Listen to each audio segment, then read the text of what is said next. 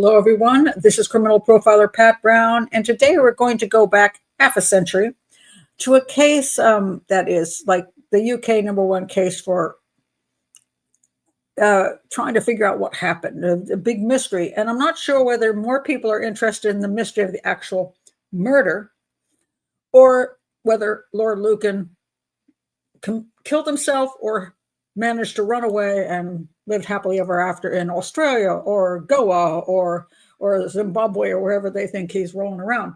So I think there's almost more interest in, is he still alive and did he escape punishment than did he actually commit the crime?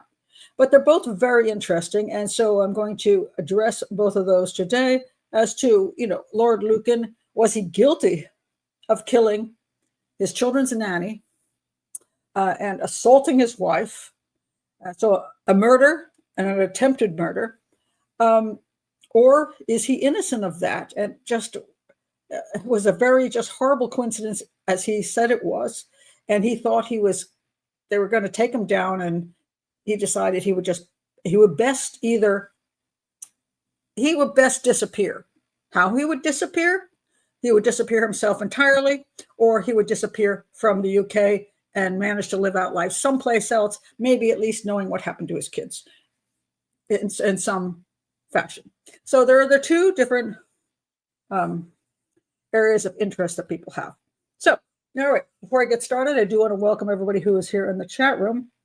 And thank you for being here. And so this is funny because this has been an oft-requested case over the last, how long have I been doing this? 4 or 5 years now. I forgot, 4 years, I think, doing my channel. And I keep getting this request over and over again. And so I finally decided I would do a video on it. And then I kept thinking to myself, but this sounds so familiar.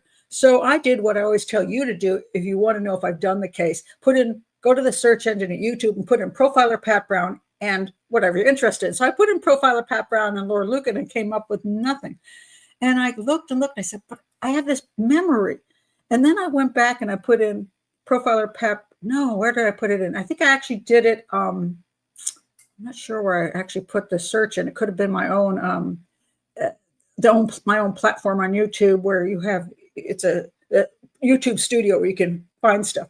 And I did find that I had talked about this case. At least 3 years ago during a Hangout. I think it was Hangout number 28. And so I had to go back and see what I actually said about it. So yes, I have actually talked about this case. But today, what I really want to do, which I did not do in that video, on that little portion of the Hangout, is go through the actual moment of the homicide and look at the different theories of what could have happened. Could he be innocent? Could this guy just, as he said, just this catastrophe is what he told people. There was a catastrophe. And I walked into something, and I just think my estranged wife she's claiming it was me who did it. So I think I'm screwed. So I really want to look at the actual crime itself, the different possibilities of who could have killed the nanny, and why would they do that? And if it wasn't him, who could it have been? And then is there enough evidence? Because there was an inquest, but he was not around for it, and they found him guilty.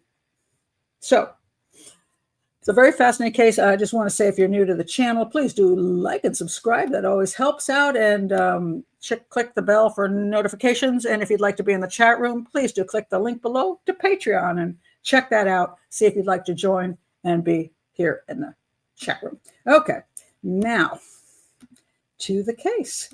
So some of you have no idea who Lord Lucan is, especially if you're not from the UK. So I want to make sure that he definitely,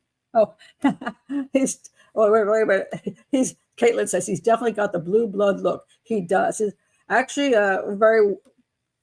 born into an extremely wealthy family, and spent his life being a wealthy person, even when he was ending up with losing all his money through gambling. He still wanted to be the rich guy and always be flaunting his wealth.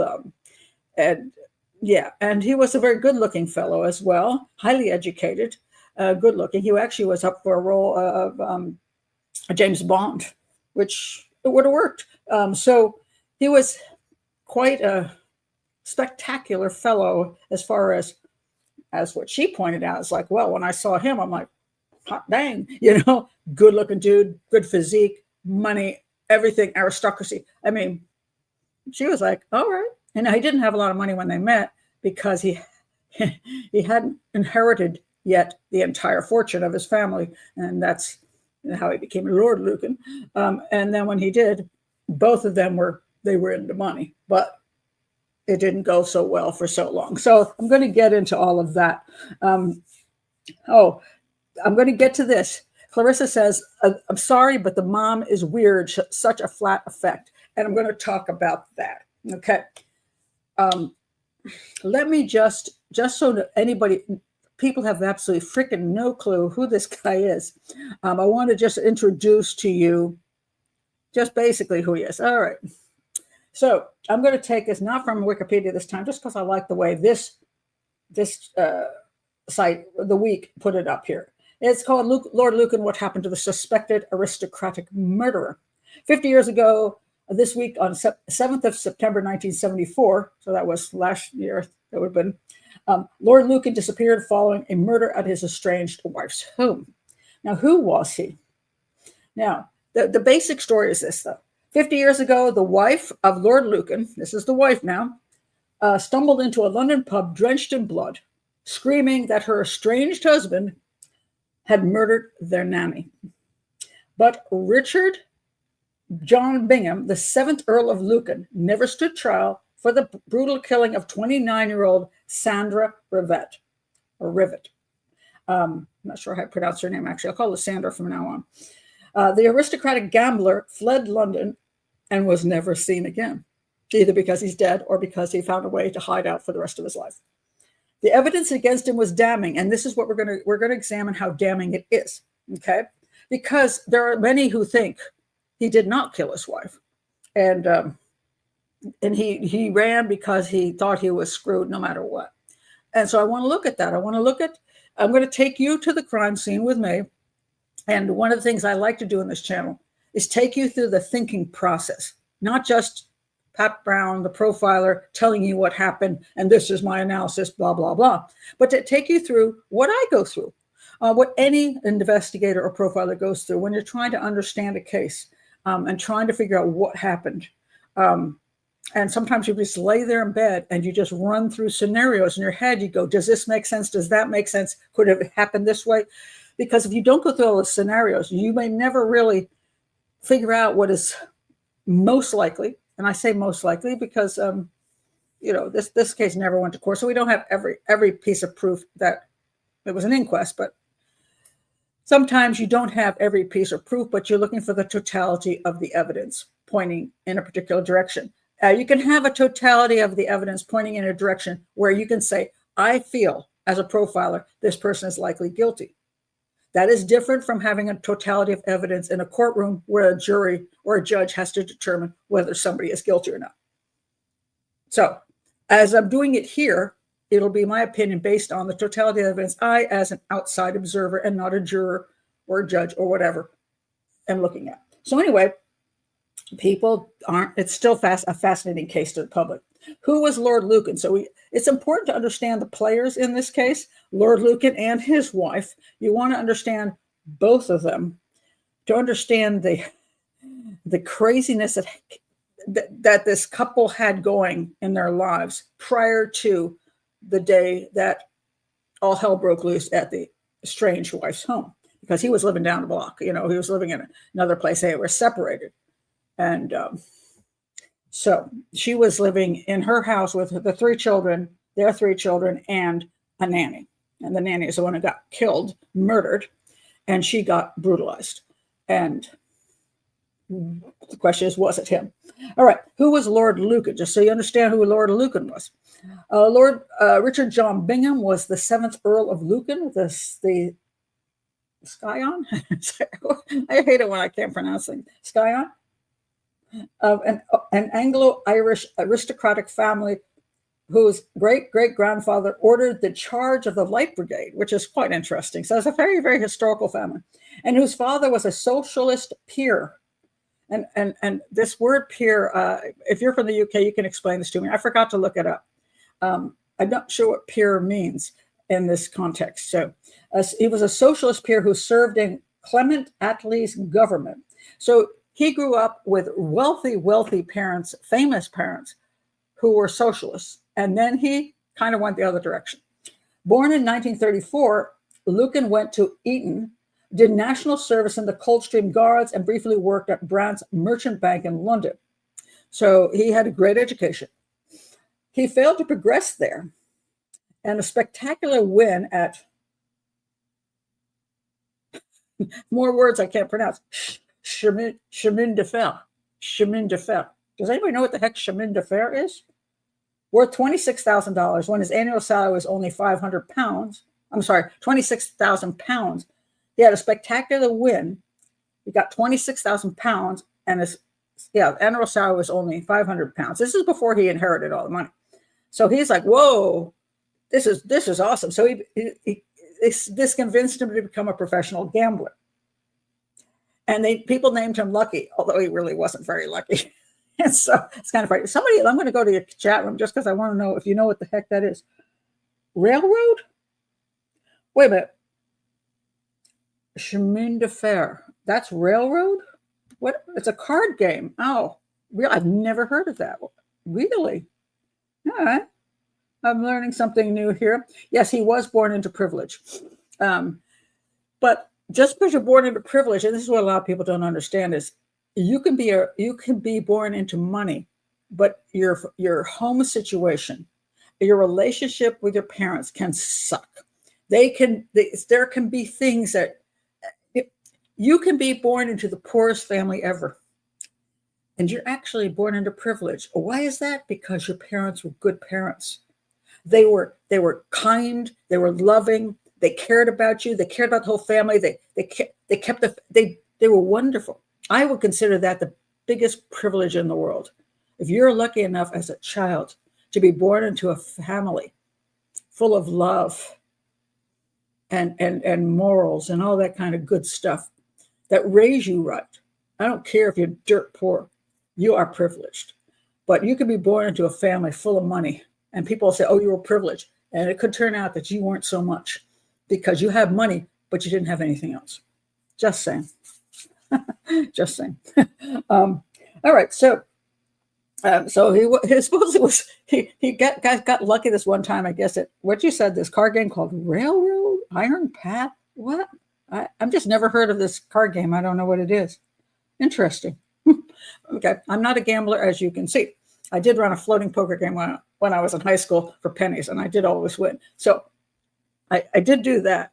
But outside of that, I've never gambled again in my life. And I refuse to go to casinos. I absolutely despise gambling with a passion. So anyway, even so he wasn't so lucky, but he said he lived a ritzy lifestyle, driving power boats, racing bobsleds, and owning racehorses. His suave demeanor led him to apparently being considered for the screen role of James Bond.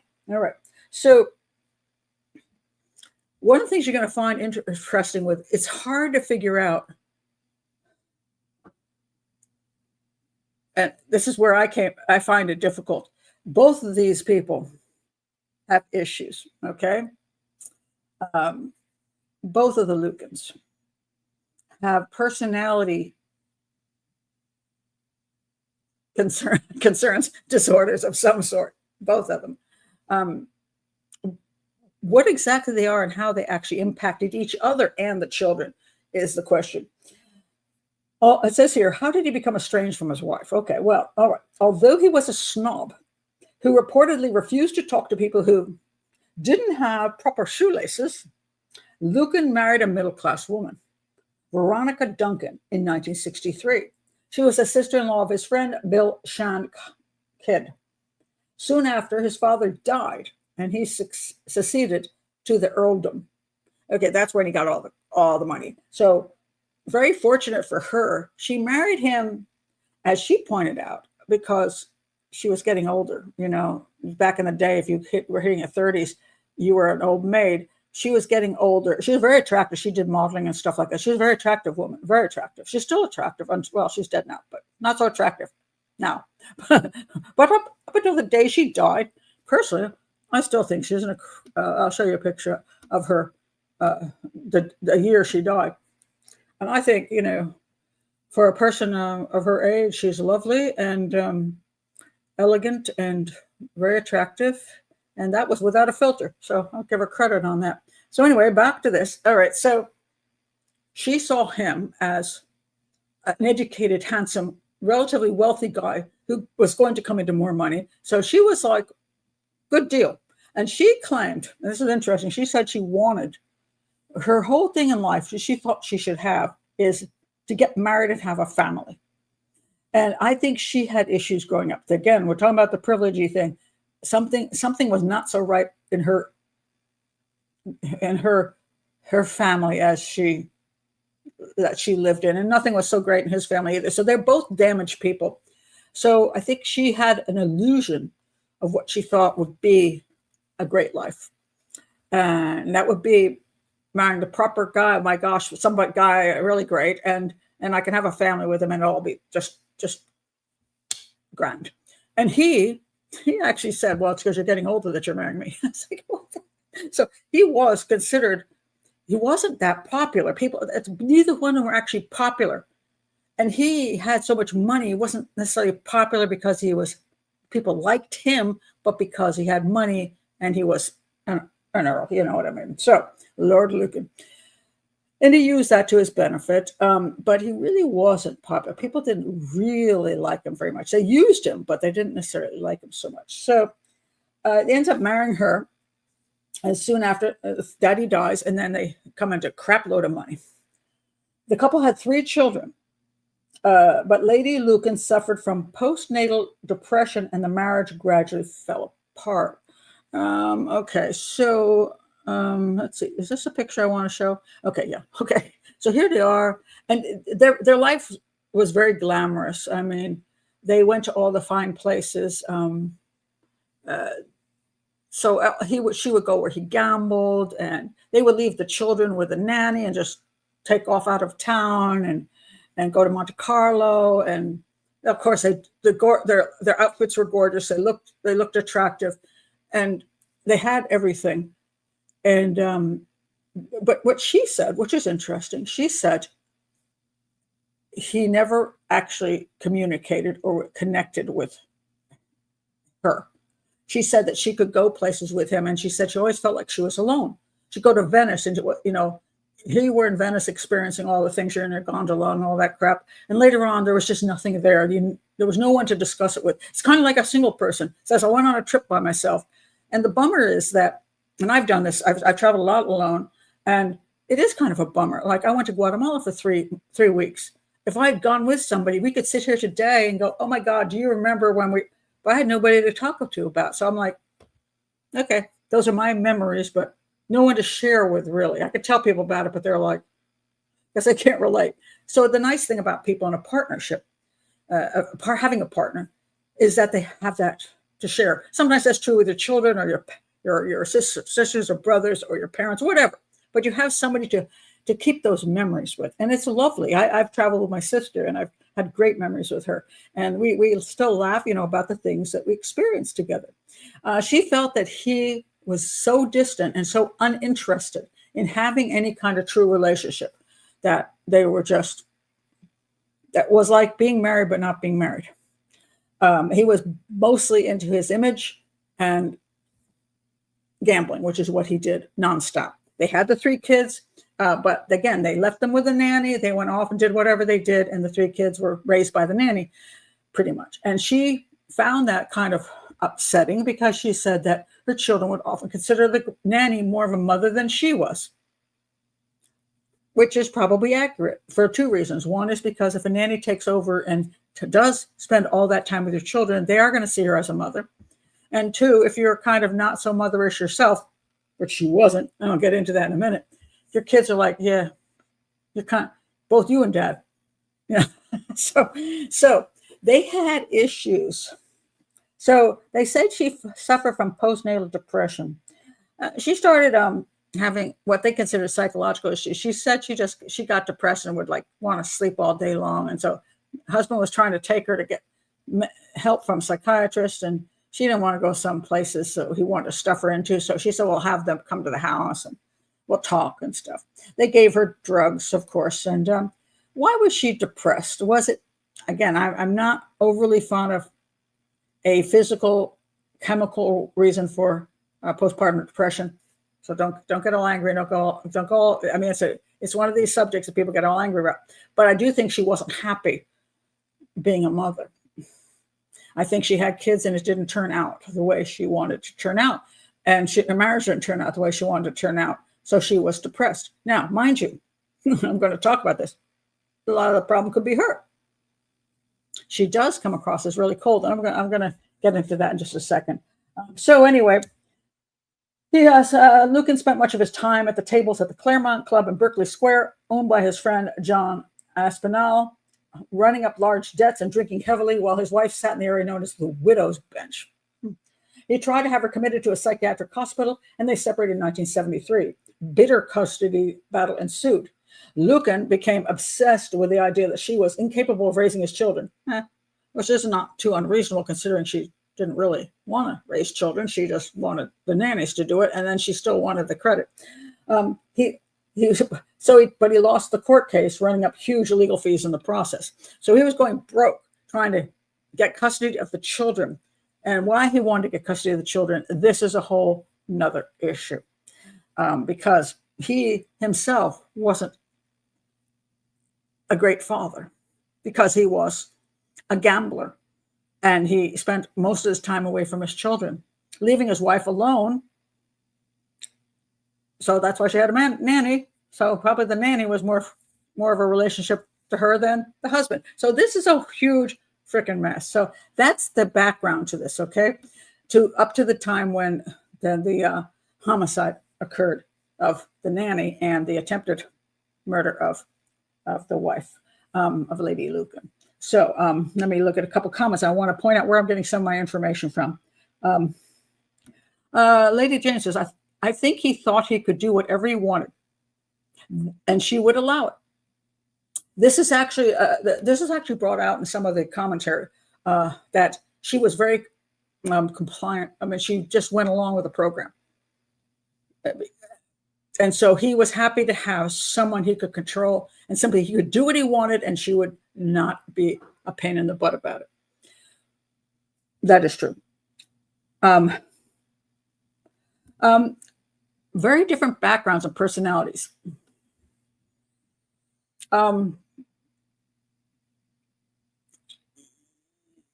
Yes and no. It's very complicated, but she was controllable.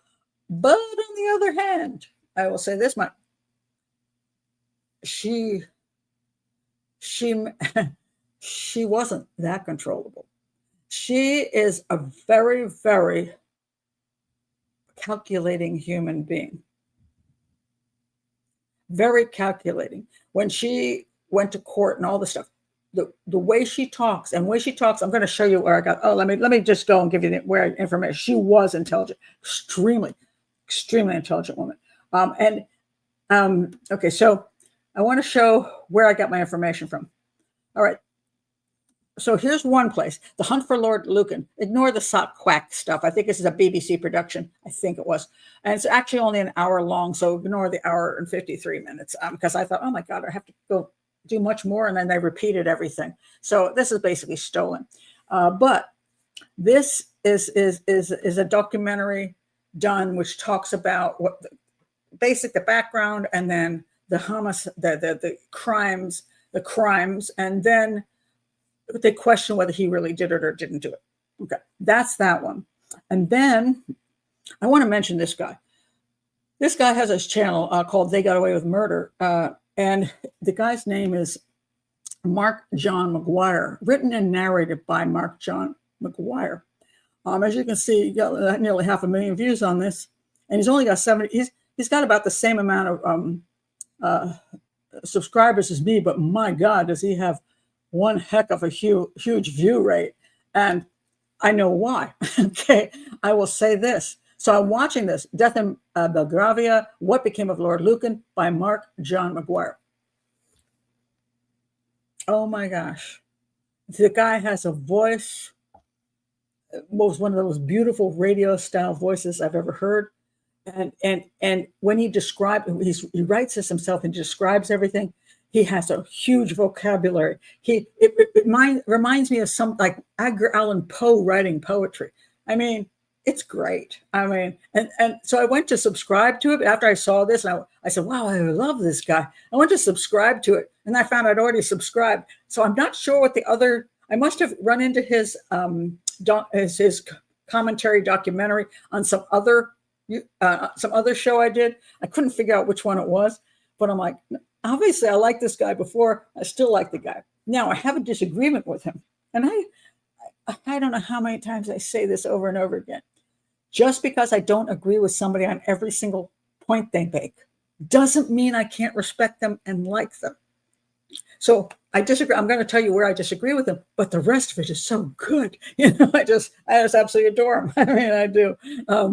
Because I'm kind of a literary person myself, and not that I write literary wise, but I don't have that kind of incredible ability. But, I love Moby Dick. I love David Copperfield. I love great writing, and I think he's fantastic. So anyway, that's just my thoughts on that. So that was another one. And then, oh, sorry, not that one. Sorry. Okay. Then there is another documentary called Lord Lucan, My Husband, the Truth. And this is Lady Lucan. And this is in her last year of her life as she died of overdosing, essentially, alcohol and drugs and stuff. And she does this, it's only like 45 minutes. I found it on Prime Video and Amazon. I will have to say this about Lady Lucan. I both found her fascinating, brilliant, in control, honest, an incredibly honest human being. She would think about something and she would then say this is the truth, she would say. She didn't say it was the truth. The way she came through, she thought about it and then she just came forth and said whatever was, in my opinion, the truth. Now, I will say this. I think she is also suffering from borderline personality disorder. Well, she's dead. But I think she may have had borderline personality disorder, that she was searching and searching for something that would make her life good. She thought if she found the husband, if she found the children, if she got the family, if she got the whatever, she would be happy. And she never was. I think she was a downer to her husband. I think he found her cold, which she probably was. That she wasn't, you could not really satisfy her. Not that he didn't have his own issues and probably ignored her. Maybe that's why he picked her, because he could ignore her the majority of the time. But because he could just live his own life and then whatever. She was pretty. She was a pretty woman, a very pretty woman. But I think she suffered from borderline personality disorder, which is it's a level of narcissism, but it's not to the level of psychopathy. And I just want to, I'll read you a couple of things that she said during the show, because I want you to understand the players before I go into the homicide, because to me, this is very important in this. Okay, so I'm watching this show, and she says, let me see what I can find here.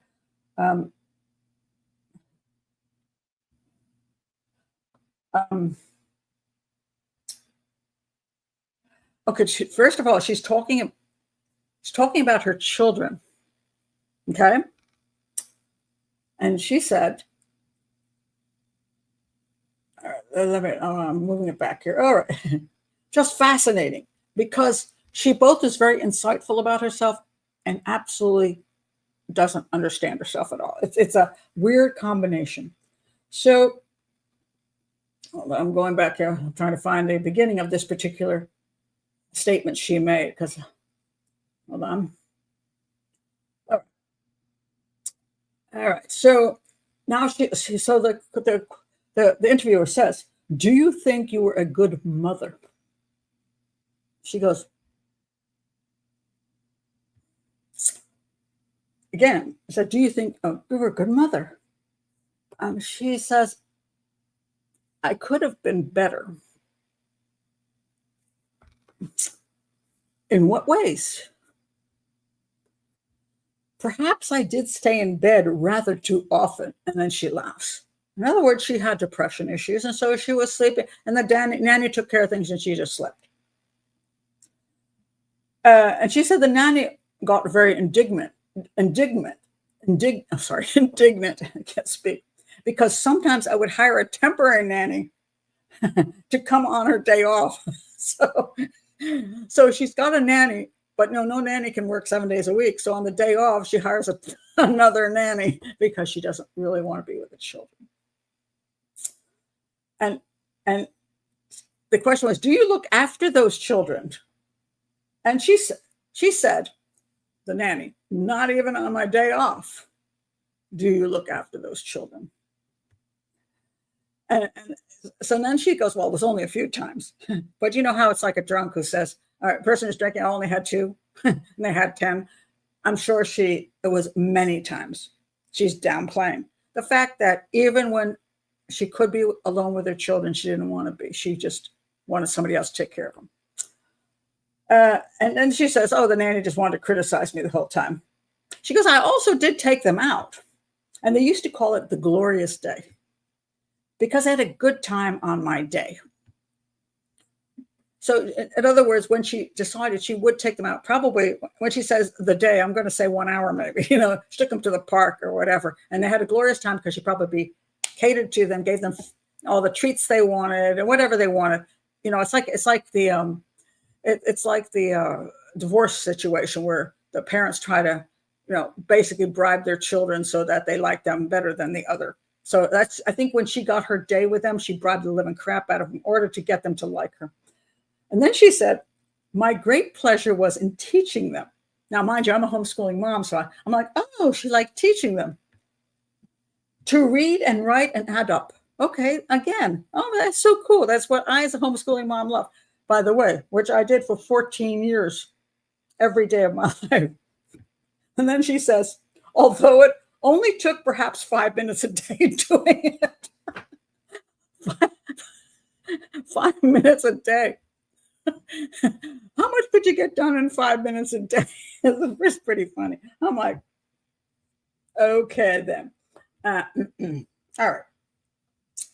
So she really didn't do much with the kids, and she's just imagining she did. Then she says this, I felt that was my one piece of useful thing that I did, which is kind of sad. And that she just really she felt she didn't have much to offer them. She didn't really do much with them. And she had this one little thing she could do, like, hey, you want to read this word, whatever. And she said, but that was my interaction with them. And then she says, and usually in the summer, they went to Westgate-on-Sea with Nanny. So again, Nanny is taking over. While my husband and I went to Monte Carlo or Monaco. And we played backgammon, or he played backgammon. Now the interviewer says, did you miss them? She said, no, because I knew they were perfectly safe. That was not the question. The question is, did you miss them? And she didn't say she did. So as long as she felt she had done her duty by having a nanny take care of them, she was good. And they were with a nanny, really, she says. Now the interviewer, which is really good, he says, I have to say to an outsider, from what you've described in the last 5 minutes, it feels a slightly cold relationship. Is that a wrong impression? This is a great interviewer, by the way. Is that a wrong impression? And she says, a cold relationship? All my relationships are cold.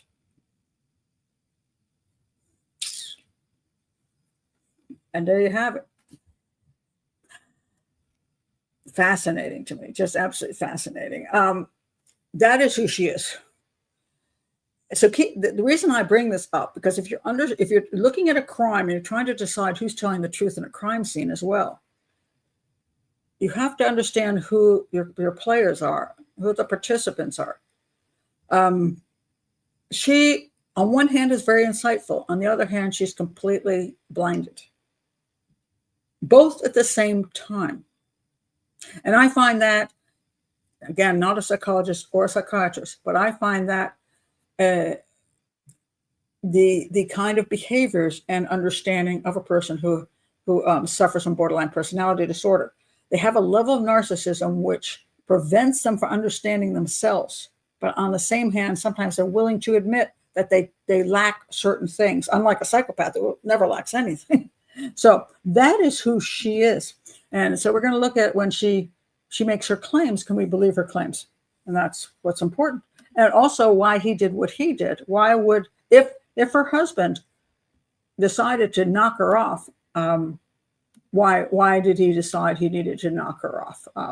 What was going on with what was going on with the two of them that he would come to that point?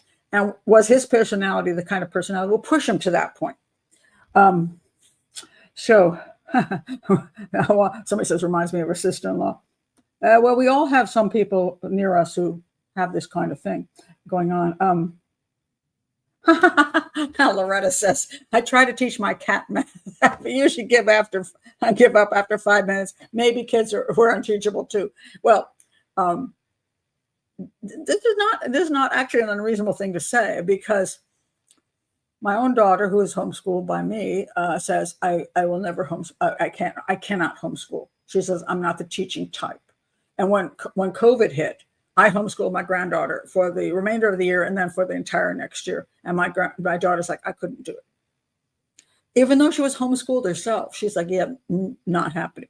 And I've seen her interactions with her daughter. We have a very different way of dealing with things. And I think that my daughter's personality is great for certain things, and my personality is great for certain things. And both of us suck at other things. So we are what we are. And so I think Lady Lucan, here's my thinking on that.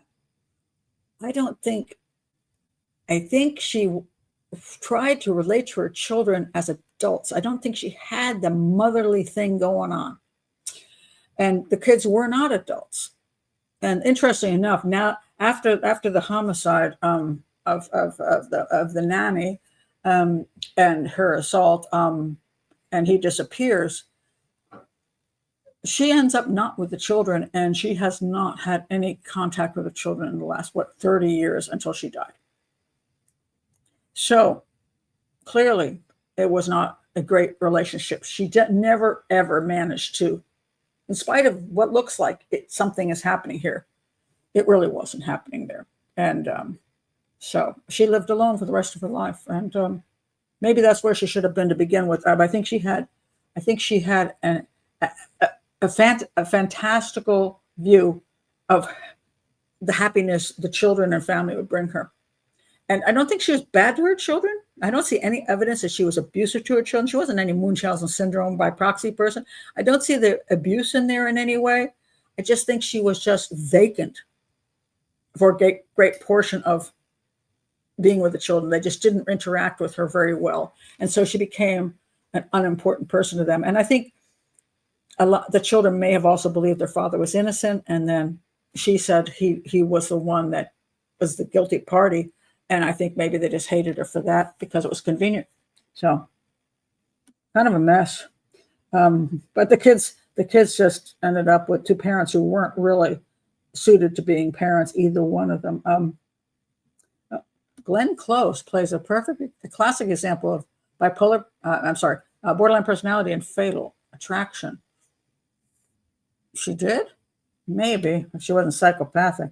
But there is there's always that very gray area. And I refuse to get pulled into this concept where there's absolutism anywhere. We're human beings. And,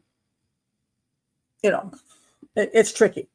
I mean, if he committed the crime, he'd be more likely to be psychopathic than her, because who does what theoretically he decided to do. His decision, theoretically, was to kill his wife, to eliminate her from the children's life, to eliminate her from his life. They didn't want to deal with her. And leading up until the murder, they had this contentious thing. He was going broke trying to get the children in his custody. He was going broke on that. It was weird because in a sense, she was not into the kids anyway. So I'm not sure it would have just been easier just to have the nanny keep going and he just maybe have the children come over more often. But he was obsessed.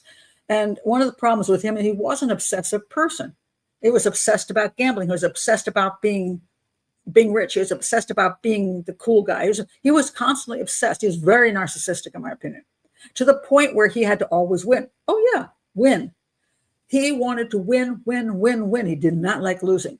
And when he decided, oh, yeah, the kid shouldn't be with her because she's a nutcase, and then he kept losing in court. He just lost a ton of money trying to get the children away from her. He was getting more and more pissed. And the belief is that he got to the point where he said, I can't win in court. And he said that. I don't think I can ever win in court because the judges are against me. The lawyers are idiots. And I'm going to lose to her no matter what. And there's a part of that makes sense because the three kids, the judge usually leans toward the mother, regardless of her little issues, especially if she can afford to have a nanny. And she's not harming the children. So they're not, so they're at the house, they're going to school, they got a nanny and a mom who's not abusive. Or you got daddy who's a freaking gambler. I mean, he's not even working. He's just gambling. I mean, if I were a judge, I go, maybe I'll just leave him with her. So he had an unrealistic expectation of being allowed to have the children as full custody. And I think he just wanted to win. I think when their relationship fell apart, he wanted to win. Like he did when he gambled. He was going to put everything out there and he was going to try to win. And therefore, that's why people believe, some people, that he did indeed plan to murder her so that he could get custody of the children. She would disappear from their lives. And then he would get the kids and she would just be gone. That's the theory behind everything. Now, all right, so what happened? On Thursday, the 7th of October, 1974. And this is where I want you to get involved a little more in trying to understand the possibilities of the theories of what could have happened. All right. At around 9:45 p.m., Lady Lucan stumbled into the plumber's arms on Lower Belgrave Street where she lived, drenched in blood, screaming. So she lived here and she just went down the street to the place she thought knew was open. So this is the after what happened. She said, help me, help me, help me. I've just escaped from being murdered. He's in the house. He murdered the nanny. Now, that's the basic statement she made. Again, this is a claim she made. I want to point these things out as claims because until it's proven in a court of law, there are claims. Okay, that's a claim. So I want to always make sure that you understand that I'm not saying that this is what happened. This is a claim. At around 9 p.m. So now this is what he was out running about. And supposedly somewhere around, I think it was 8:45 or whatever, he went over to the Claremont Club and he said, hey, did my buddies show up yet? And they said, no. Police thought he was establishing an alibi, like, hey, here I am, perfectly normal. And they think then he went to the house to kill her. So the timing thing here is very tricky because one of the things people use in many cases is they try to, when times are a little bit ambiguous, a defense attorney will try to move the times to this, and the prosecution will try to move the times to this, so that he didn't have a chance to commit the crime, and he had tons of time to commit the crime. That's kind of the way it works. So the time is really questionable. At around 9 p.m., and this is supposedly established by the fact she's home with her 3 children. The house is 4 levels. She's on the 3rd level. I'm a little vague on this. And the kids 2 of them are asleep. The one is still, I think the oldest one is upstairs watching TV. She's watching TV, but they're on separate levels.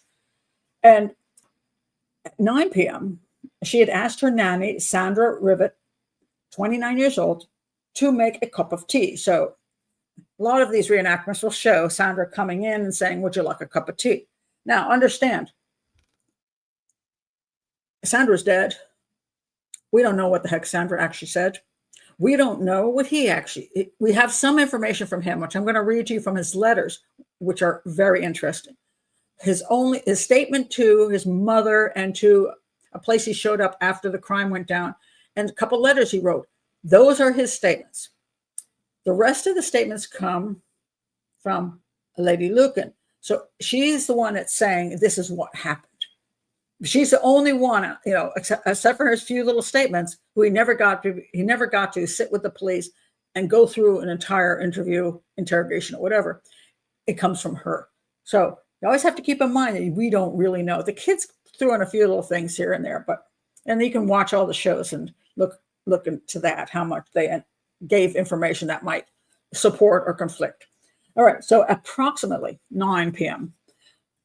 So Sandra Rivett now this is where the interesting part comes. Sandra, the nanny, this was Thursday, and he had asked the daughter about Sandra. He liked Sandra, by the way. This is important to know because she kept losing nannies, and Sandra came along, and Sandra was really nice, and he liked her, and he's like, okay, we got a decent nanny.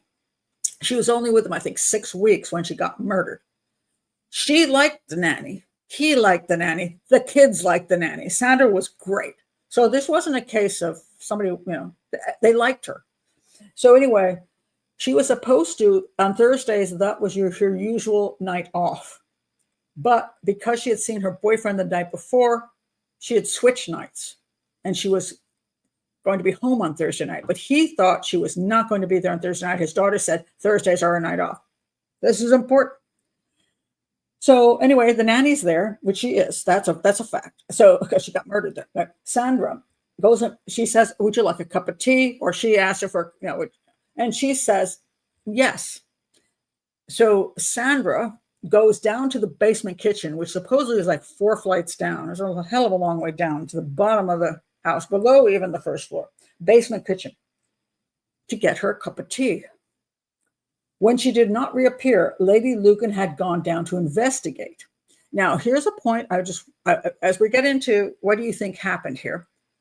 One of the problems I find is that somebody who says he didn't want to do it shortens this time frame, that she's like, only 5 minutes passed. She's like, well, where's my tea? And so she rushes down. Now, the woman's got to get down 4 flights. I would assume she's going to make tea. She's got to boil water. Now, I personally have an induction stove. My water boils in less than, 10 seconds? Get an induction stove. Best thing I ever bought. Put the teapot on or whatever, the pot, and 10 seconds later, it's boiling. But I go over to my daughter's house, and I'm waiting. I'm like, when is it going to boil? It's so annoying. I'm sure they didn't have an induction stove. So there was a period of time she had to sit there and go, let's wait for the water to boil. And after the water finally boils, then she has to then prepare the tea and then get back upstairs. To me, what people seem to not understand is that this doesn't happen in a minute. So to the point where she would say, hey, why hasn't she come back with the tea? I would assume a reasonable amount of time had passed. And this is where the defense tries to say, people defending him, say that after he went over to Claremont Club and said, are my friends going to be here? They didn't have time to drive across town to commit the crime. But I think it's because they pushed the tea thing to right near 9 o'clock. Like 9 o'clock, Sandra went down to get the tea. And by 9:01, she's bitching that the tea isn't there yet. So she goes and looks, where's my tea? I don't believe that. I think 10 minutes had to have passed, 15 minutes even. It's like, okay, where is she? Because at a point where you think, this is odd, and that you're willing to go 4 flights down to find out what the hell is going on. Otherwise, you're probably not going to make the effort. So she supposedly goes down to investigate, and she was attacked by a man whose voice she said she recognized as her husband. So she doesn't get into the basement. She's on the what do you call it? On the, what is that called? The stairs, at the top of the stairs, whatever that's called. And she, and when this guy attacked her, hit her in the head with a pipe, and then She tried to scream, and he put his fingers in her mouth. She said she bit him, and he said, "Shut up." And she recognized her husband's voice. Mind you, everything was very dark, so she couldn't see very clearly, and this all happened so quickly. And she fought with him, and she claims that she fought with him, and she did one of the general grab things and squeezed it, and she fought him. And she's a little girl, and he's a big dude. She did survive it. So this is a point to consider. Either a stranger attacked her or he attacked her. Either way, she survived. Why? Because at that point, and I'll get to this whole issue about whether Sandra's dead or alive. At that point, Sandra is pretty much dead in the basement. And I'll explain in a bit, but she's been beaten already with a pipe. She's dead. And now this is a live witness. And this person hits her over the head, almost does something. She fights back. But at some point, the guy stops fighting with her and lets her live. Anyway, she says she convinced him to stop the attack. She said he admitted to killing Sandra by mistake. Basically, the concept here is that he went there. There was a huge bag, a postal bag, monstrous bag with a big wide opening. And Sandra's body was found in it by the police when they arrived. Okay. And they pulled out her arm, anyway, or some say the arm was out, or somebody said they pulled out her arm. But either way, she was stuffed in this bag, this huge bag. So the theory is that he decided to get rid of her, and he would go down in the basement. The light bulb was unscrewed, so that therefore when the person came to flick the light on, there would be no light. And they would go down to the basement with no light. And that would be an opportunity to attack his wife in the basement, which is 4 stories, all that flights below where his kids were. He could attack her in the basement. The kids would not be any wiser. He'd stuff her in this bag, haul her out the back door into his vehicle, and drive away and dump her body in the water someplace, weighted down, and no, she would never be found. And therefore, he would get away with this, and the kids wouldn't hear anything. Now, you can wonder why, the fact he's bludgeoning her with a pipe is kind of weird, because in my opinion, you should strangle somebody in those circumstances so you don't leave blood every place, because wouldn't that be smarter? And then you could just say she's a nutcase, she must have run away. Why wouldn't you do the strangle thing? Why would you hit somebody over the head with a freaking pipe? And that is one of the things that is a red flag to me, is if when you're trying to say it makes sense that he did this, why would he choose that method? I'm going to ask you guys, and then we'll get into some more of the situation here.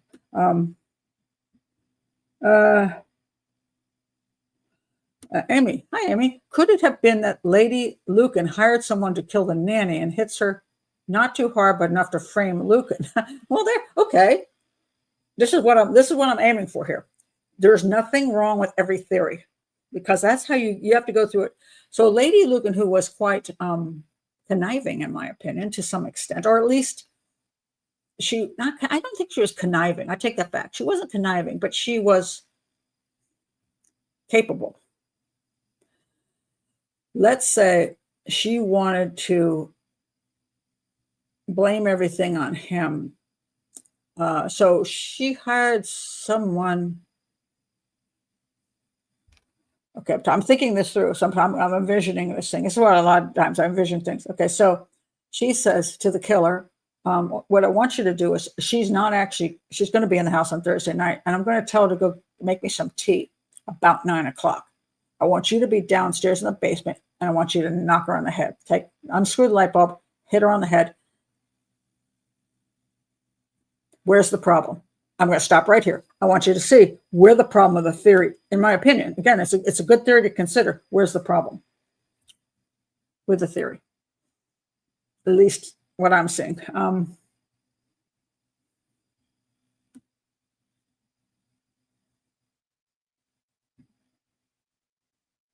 Without any help, I think she disposed of both the nanny and the husband. Not exactly.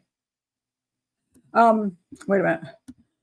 extra pipes could have been in the basement utility room. Looked like a crime of opportunity. Okay, that's good. A crime of opportunity. Somebody came in to burgle the place. Very good. Somebody came in to burgle the place. Oh my God, the nanny. And well, then you'd have a burglar more than you'd have the husband. Okay, but what's the big problem?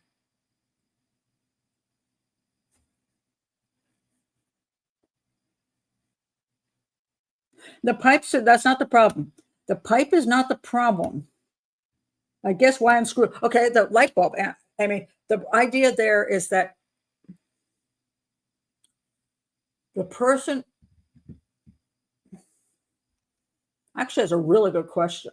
Okay, I'm going to think about. Hold on, I got to think about this for a second. Why would anybody unscrew the light bulb?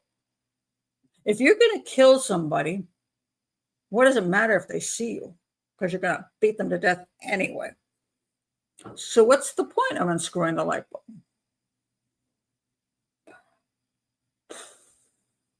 The only thing I could think of there is that you want the person to continue descending, and if they see you there, they're going to flee. The person may not have wanted them to flee. So if they didn't see anybody lurking in the shadows, that person could wait there in the dark and wait till the moment comes and be able to hit the person over the head, rather than have them halfway down the stairs going, oh my God, and running, and then they're screwed. That's the best I can come up with that. Charlotte says the perpetrator would have to know about the light bulb, its location, and that the rest of it would be dark without it. Good point. So somebody that would appear, in that case, what you're saying is that the person had to be aware of how the basement was laid out.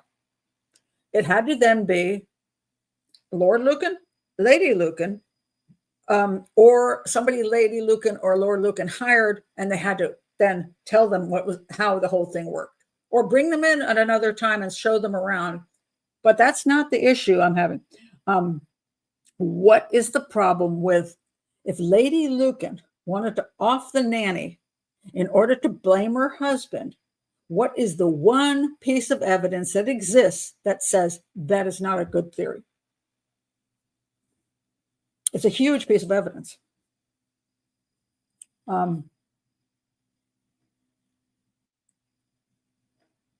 Because she could be calculating was the word I'm looking for, not conniving, but calculating. I think she's calculating. That's interesting. By the speaking of calculating, Christoph says this was not a love match, pure calculation, beauty and youth with beauty and ability and money brought together by a bad algorithm, not by the heart. I think you're correct. I think neither one of them had the ability to love. I think it was calculated. No. Not one person has brought up the thing. So now I'm going to bring it up. All right. If Lady Lucan decided she's going to frame him, there's just a bunch of problems here. One is, okay, so she would know the nanny was there, and she'd say, nanny, why don't you go down to the basement? And she's hired this hitman because she didn't do it herself, theoretically, unless she beat herself. Well, there's a problem. She beat herself with a pipe. Anyway, she hires the hitman. If you wanted to blame him, wouldn't you leave the body of the nanny in the basement? Why would you bring a mail bag? Why would you tell the killer, bring a mail bag and remove her body from the basement? What's the purpose? How does that even make any sense? Unless you knew where the guy's vehicle was and you could put it in the trunk of somebody's vehicle and say, look, the body's in the trunk of that vehicle. You might as well just leave the body in the basement. But then the second problem comes up, and how do you not make it just look like an erroneous attack by some burglar came in and killed them? And he wouldn't even look like it was him. Now, he showed up about the time that this whole thing went down. She had never called him. He would have no reason to show up at that time. So she wouldn't know he'd even be there. So it would look like a burglary gone bad. So I can't see any evidence that would make any sense in the framing him. Just I don't see that would work very well. Besides what, she was winning in the court of law. He was the one that was losing in the court of law. So now let me go a little further with this.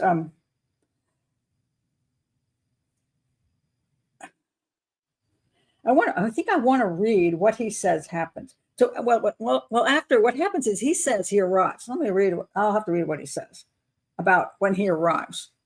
Now, okay, let me go what she says first. She said that she's going down to find what happened to the nanny because she's not getting her tea. She gets down to the landing. That's what I'm looking at, the landing, and a guy attacks her, hits her on the head, and he does. Because she ends up in the hospital. She's not making this up. Beats her in the head with the thing, and she tries to scream. He stuffs his fingers down her throat, and she's trying to bite him, which I think he's got gloves on. And she's fighting him, and she grabs him by the genitals, and he backs off at that point. And it's her husband, she claims. Okay, she claims it's him, and she says, "What are you doing? Why are you doing this?" And she's like, "Hey, stop it. It's just, And he seems very confused because what supposedly happened is he thought his wife, that Sandra was not there, and that his wife was the one coming down to the basement. He killed the wrong woman. Now he's freaked out because he's now committed a homicide of the wrong person. And now his wife is there and alive. Now he's got a couple choices. One is he kills his wife then and there and hopes that makes it look like a burglar did both of them in. And you could say, well, wouldn't that make more sense? Yes, it would. One of the problems with this is that Sandra's body was already in the bag, completely in the bag. No burglar is putting anybody's body in a bag. So there's some purpose to that. Now, could he have gone down, if he was using his brains, could he just beat his wife, go back and take away the bag and just have both of them dead and just run away? I think that would have been the smarter move. But she claims that's not what happened. It's like at that point he freaked out, and she said to him, no, I can help you with this. Now, we've never gotten a full, there's a lot of time that goes by. Some say 40 minutes before she ends up down at the pub. And this is her story, is that they went up to her bedroom, and he tells the kids, go away. And the one girl, go away, go to your bedroom. And he puts a towel down on the bed, which there is a towel on the bed with blood on it. And he says, well, here's a towel, so lay on that. He didn't want to mess up the bed. I guess that's nice. At least, remember, she's telling the story now. He's not around to tell that story. Well, he does tell a story later in a couple people in a letter. So it's not that he doesn't have time to speak, but this is a story she's telling. So he goes and puts this towel down, and she is trying to convince him that, look, I can help you with this so you don't go to jail. You don't want to go to prison the rest of your life. Now, she doesn't explain everything she said, but if I were in her shoes and I was trying to convince my husband not to kill me, I can see where she could say, look, you're crazy, dude. You're crazy. I mean, I don't know what drove you to this point where you thought getting rid of me would get you. This is crazy. First of all, your kids, I mean, you may not think I'm a good mother. And she probably would have said that because she recognized she wasn't a great mother. I'm not a good mother. It's true. But hey, this whole thing has gotten out of hand. Why don't we just find a good nanny between the two of us? You can see the kids more often. I don't want the kids to be without their dad. I don't think it should be without their mom either, but I don't think it should be without their dad. And she's a very smart and she speaks very well. And so I can see her very carefully laying this out to him, because she is not conniving, but she has the ability to very much manage things. It's very calm. I can see her saying, look, you're never going to go, this is going to be a nightmare, because, if you kill me too, it's not going to go well at this point in time. So I will help you. So we can get rid of her body or whatever. Maybe she's going to say, let's get rid of the bag and look like a burglar came in, whatever. And the burglar attacked you and me, attacked Sandra and me, and you came by and helped me. And I'm here to say that you helped me. And why wouldn't, hey, think about this. Lady Lucan tells the police that her strange husband, who she's in a huge custody battle with, she's saying that he didn't hurt. He had nothing to do with this. He came by and found her beaten. I mean, that would be very believable, extremely believable. So could she have very carefully gave him an alternative to ending up in prison? Maybe. I say I would just tell him, I would just get rid of that damn bag and leave her body on the floor looking like whatever. And that he has blood on him. By the way, people say, well, he had blood on him. So what?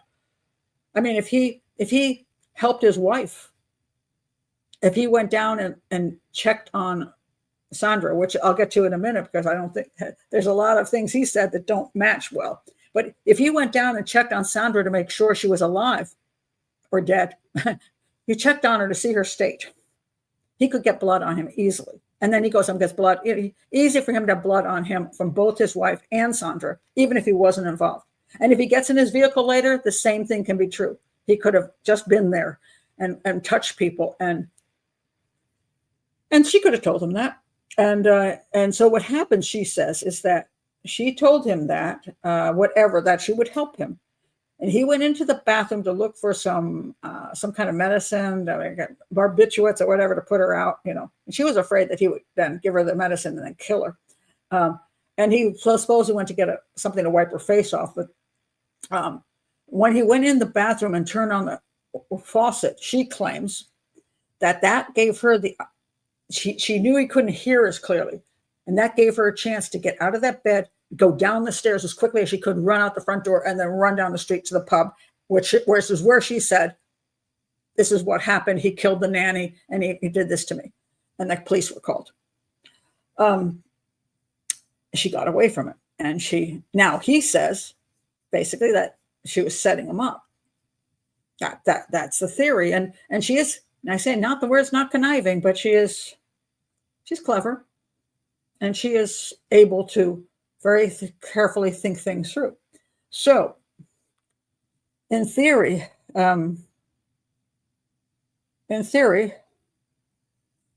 he could have been innocent, and she just wanted to nail it on him, or he could be guilty, and she tried to give him a way out, and he went for that. Because, mind you, one thing you have to understand: people who kill aren't necessarily killers.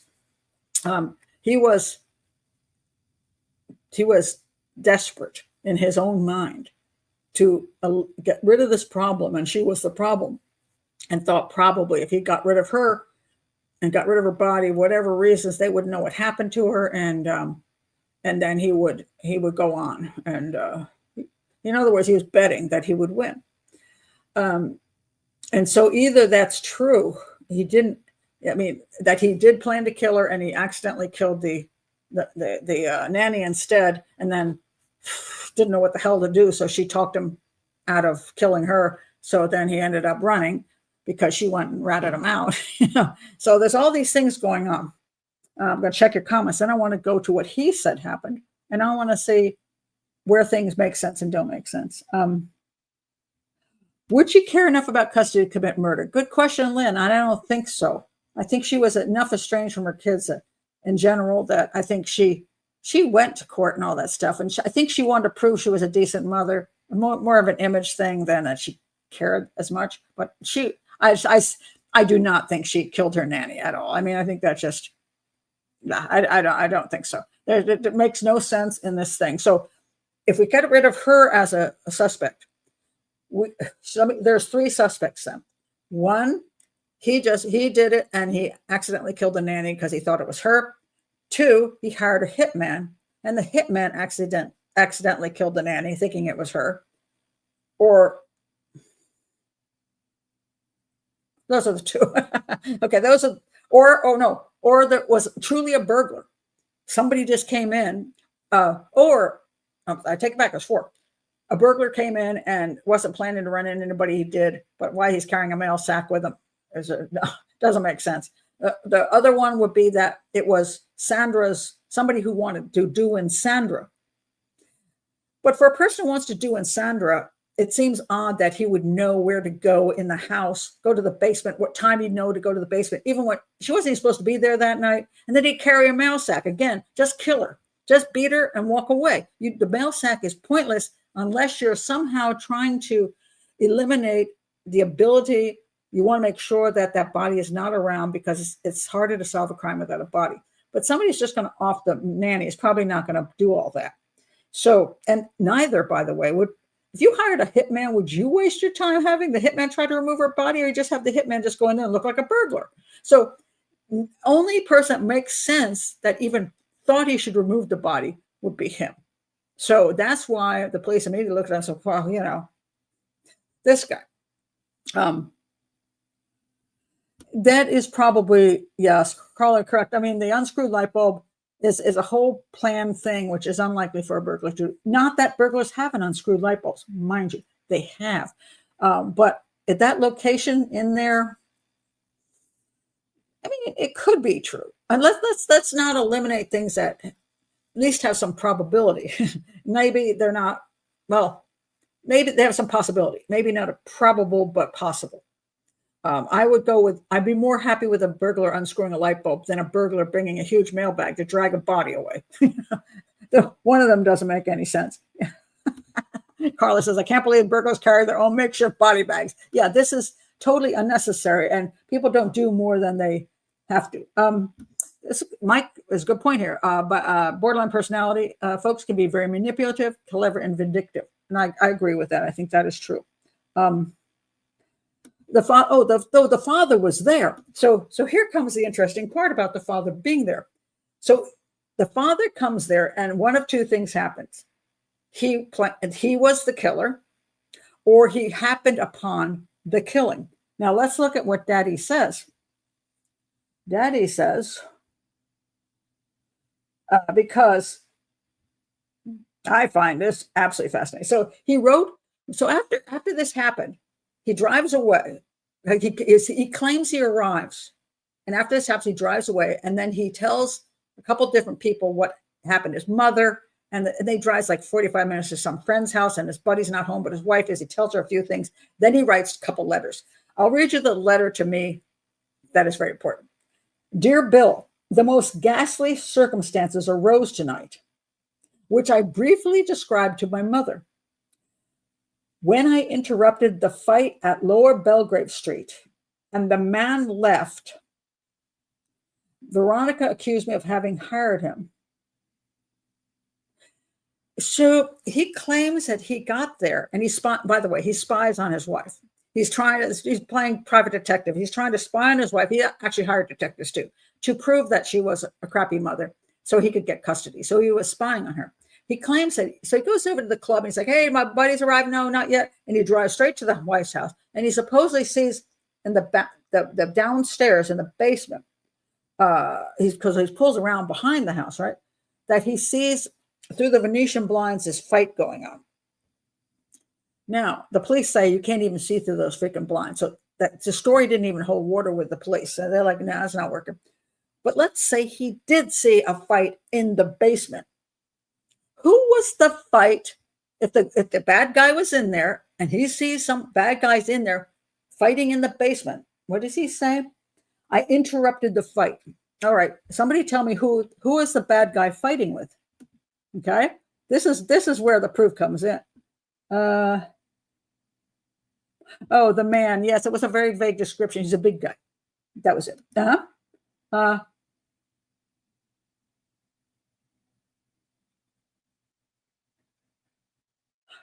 that's an interesting point. A burglar could have brought the mail sack to put all the things he stole into. That's actually not a bad thought.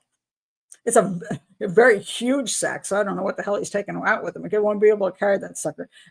But perfectly, that's a great thought. And again, I think it's wonderful to have thoughts, because sometimes you just don't think of something in a certain way. Okay, let's say that guy's in there. He brought the sack. Okay, let's go with it. All right. So now Lord Lucan's outside.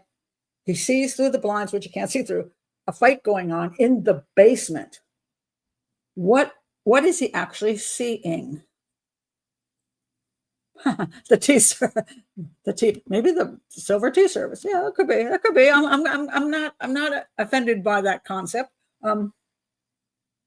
They certainly had that is true. They certainly had things to steal. So the burglar thing is kind of useful. Bad guy was a Grinch. He probably took the tea.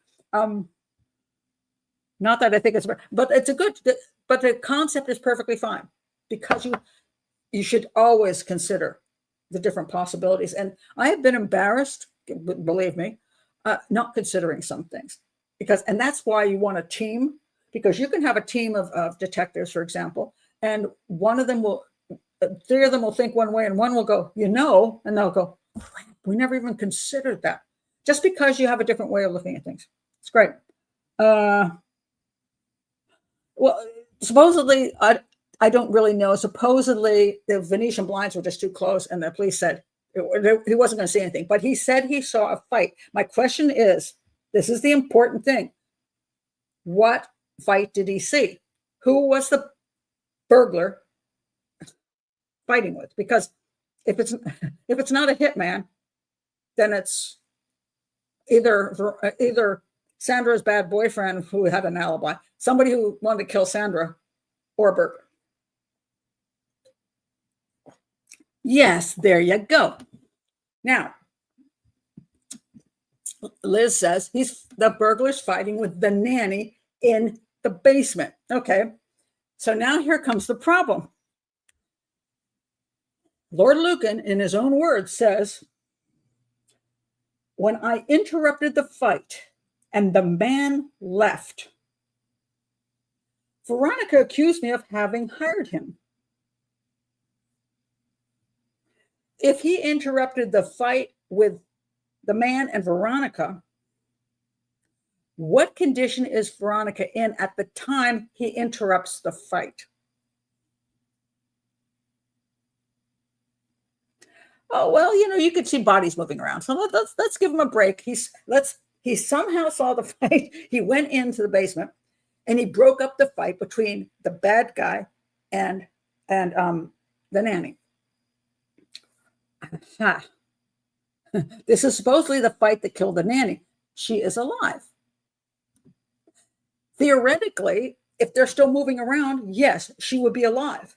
Now, let's say that he basically beat her so hard on the head, and in comes Lord Lucan, and he pushes the bad guy off, and the guy runs out the door. What do you see as the next big problem? Let's say she even just drops. She's been beaten so hard, she drops, she's choking on her blood. She's dead on the floor. She could be, well, she could be unconscious. Yeah. Okay, here's wait a minute. Let me go back to wait. Okay. Carla says, is she conscious? Well, how does Lord Lucan know if she's dead or alive? And he's just broken up this fight, this nanny that he likes, that the children love. What happens next? Thank you. Why didn't he call for help? I mean, most people, even if the person looks dead, they're freaking out. They just call the police. Come! This guy just ran out of my basement, and his wife now supposedly appears at the top of the stairs, and she's like, Sandra. He's like, call the police. Call. I just came in the back. This guy just ran out. Call the police. Call 9. I don't know what is it, 111 in the UK. I don't know. Call for help. We need an ambulance. She's been beaten. He doesn't do that, but it gets even more interesting. Yeah, what's he doing parking in the back? Well, it's a little sketchy there. Yeah. What's the other big thing? So now he's broken up the fight. Bad guys run away. Sandra is either dying or lying dead on the floor. What happens next?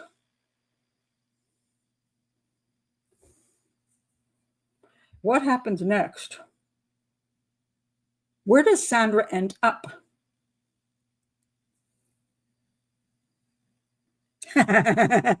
Okay, you're in the right direction here, Leslie. Then who attacked his wife?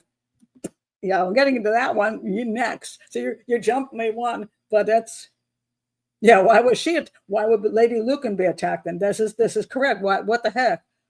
Why is that? If he broke up the fight in the basement and the guy ran out the back door, how is somebody attacking Lady Lucan up on the landing of the next stairs? How is that even possible? Because the bad guy's gone, and Lady Lucan was attacked after Sandra was attacked. Very, very good. And thank you very much, Lynn, who put her in the bag. So wait a minute. So now you broke up the fight. Your nanny's lying dying on the floor, or maybe dead, but with all the bloods of, you don't know. She's dying. He doesn't say he checked her pulse. He doesn't say he did anything to her to help her out. He didn't call for an ambulance. Instead, he puts her body in a bag. And then his wife says, "What's going on?" But nobody's already hit her. So the bad guy couldn't have beaten her. So even if he says, "Well, she was going to blame me. She was going to say I hired a hitman." Well, the hitman ran away before he even touched her. So why would the hitman, if he ran away, how is the body ending up in a bag? None of this makes sense. Oh, I want to point out something about the hitman. Let's say he did hire a hitman to go, and he says to the hitman, "I want you to kill my wife. I've unscrewed the light bulb in the basement. My wife's going to, the nanny's got the night off. My wife is going to come down the stairs. I want you to beat her to death and get her body out of there." He tells that guy that.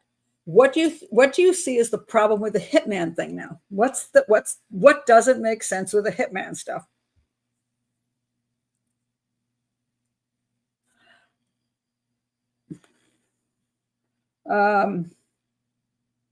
Who had time to get her into the bag?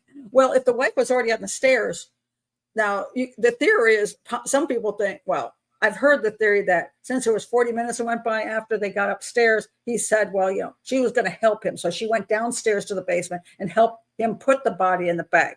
Now, the guy I really, really liked, by the way, this guy, he thinks that Lady Lucan helped him put the body in the bag, because he said she was too heavy to put in the bag and couldn't done it alone, and she was going to help him at that point. I don't buy that. I think that's where he's probably not a good profiler, but he's a great storyteller, so I forgive him. But I think that's nonsense. I don't think she was beaten. I don't think she went downstairs and felt a need to help him put a body in a bag. And he says, well, the body would be too heavy to put in a bag. This guy's big. And yes, there are bodies that are hard to move. But taking a body, and it's a huge bag, taking her, just pulling it over her legs, and then picking up her body enough to put I could probably do that. Although it's, now taking the body from one place to another as a dead weight is more difficult. Getting the body from there to the car will be more difficult. But so the thing about it is that my belief is she went down to the basement. Think about this. She went down to the basement to make the tea. The tea was never made. Time went by. That's why I point out how important it is to not think that only a minute went by before Lady Lucan said, "Well, it's not tea," because she wouldn't have freaked out that quickly. The woman's got to go. Sandra had to go down 4 flights. She had to turn on the water. She had to wait for the water to boil. She had to pour the tea, and she had to get upstairs. I don't think Lady Lucan is going to be bent out of shape about her tea not arriving within 15 minutes. Now, if somebody's downstairs and Sandra gets down there, the nanny gets down there, and the guy immediately smashes her over the head, the next thing he wants to do is get the hell out of there. He's got his bag. He puts the body in the bag. Then he's got 15 minutes to work with. And after he gets the body in the bag and he's planning to remove the bag through the back and go and put it in the trunk of the car, suddenly she appears on the stairs going, "Sandra." Now, mind you, there's also, I do believe that they said that that there was also evidence, I think, on that landing. There was a place you could go wash your hands, and there was blood in the sink and hair. So the guy went up there and washed his hands. Again, not something a burglar is going to do. He would do that, but not a burglar. And that's why she arrives at the same point where he whacks over the head up on the landing. So there was enough time to put the body in the bag prior, and that would be the whole purpose. You wouldn't just sit around for 15 minutes going, "Gee, okay, she's dead. I should just hang around until somebody gets suspicious." He could have been shocked. "Oh my God, it's not my wife. What do I do now?" And he could be just sitting there for a little bit. But I think the body went in the bag fairly quickly, whether he realized it was his wife or not at some point. But certainly, if the guy ran out of the door, the guy wasn't putting the body in the bag. And I don't think she helped him later on with this whole, I think she might have said, "We could get rid of her body." I think that's possible. I think the body was already in the bag. So yeah. Let me see here. The hitman thing. I knew I was back to the hitman thing. Why wasn't it a hitman? What's the issue about this being a hitman that makes it like completely unlikely that it was a hitman? The hitman would have thought the nanny was a wife. Oh, okay, that's perfectly reasonable. Yes, that's true, but that's not the issue.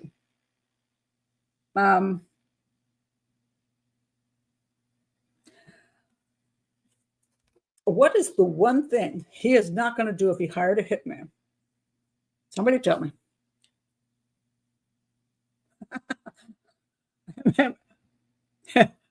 Hitmen aren't so messy. They can be, but it depends how you want it to look. If you want to make it look like a burglary, then you're beating him over the head. That's reasonable.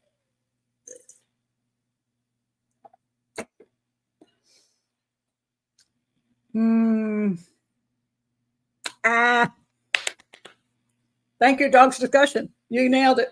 He's not going to go over there if he hired a hitman. The last thing he hired the hitman. He says, go over there at 9:00. Be there at 9:00 because that's tea time. Somebody's going to come down to the basement. First of all, just because it happened that day doesn't mean that it had to happen that day. So a lot of people don't understand. They go, well, how did he know? Well, maybe he did. Maybe he thought he's going to try it out. And if it didn't work, he just disappear and try another day. If he hired a hitman to go over there at 9:00 at night, the last thing he's going to want to do is show up there. Wouldn't he be gambling? Wouldn't he be where he's got an alibi, 100% alibi? He's out gambling. And oh my God, while I was out gambling, somebody came in and killed my wife. He wants an alibi. He's not going to go over there to screw up his alibi. It's stupid. Why would you do that? It makes zero sense. And even then, a lot of times what people do is when they know their wife is dead, they've either killed her or they've had somebody kill her. They make a neighbor go over. They say, I can't get hold of my wife. Could you go over there and check on her? And then let the neighbor find him. But he's not going to go over there. Just when it's gone down, he's going to roll in there, and that's nonsensical. So a hitman, 100% ridiculous. Not happening. So it's not a hitman. She didn't do it. So now we're down to either it's a burglary gone bad, or somebody wanted to kill Sandra, which to me makes zero sense. There's no way they could have wanted to. Yeah. So now we're down to it's a burglary gone bad, or he wanted to kill his wife. And his story is garbage. That's the problem. So he says this. Veronica accused me of having hired him. I took her upstairs and sent Frances up to bed and tried to clean her up. She lay doggo for a bit, and when I was in the bathroom, left the house. The circumstantial evidence against me is strong, and that Veronica will say it was all my doing. V will say it's all my doing. I will also lie doggo for a bit, but I'm only concerned for the children. If you can manage it, I want them to live with you. V has demonstrated her hatred for me in the past and would do anything to see me accused. For George and Frances to have to go through life knowing their father had stood in the dock. George and Frances, where's the other kid? Doesn't he have 3 kids? That's interesting. George and Frances to go through life knowing their father had stood in the dock for attempted murder.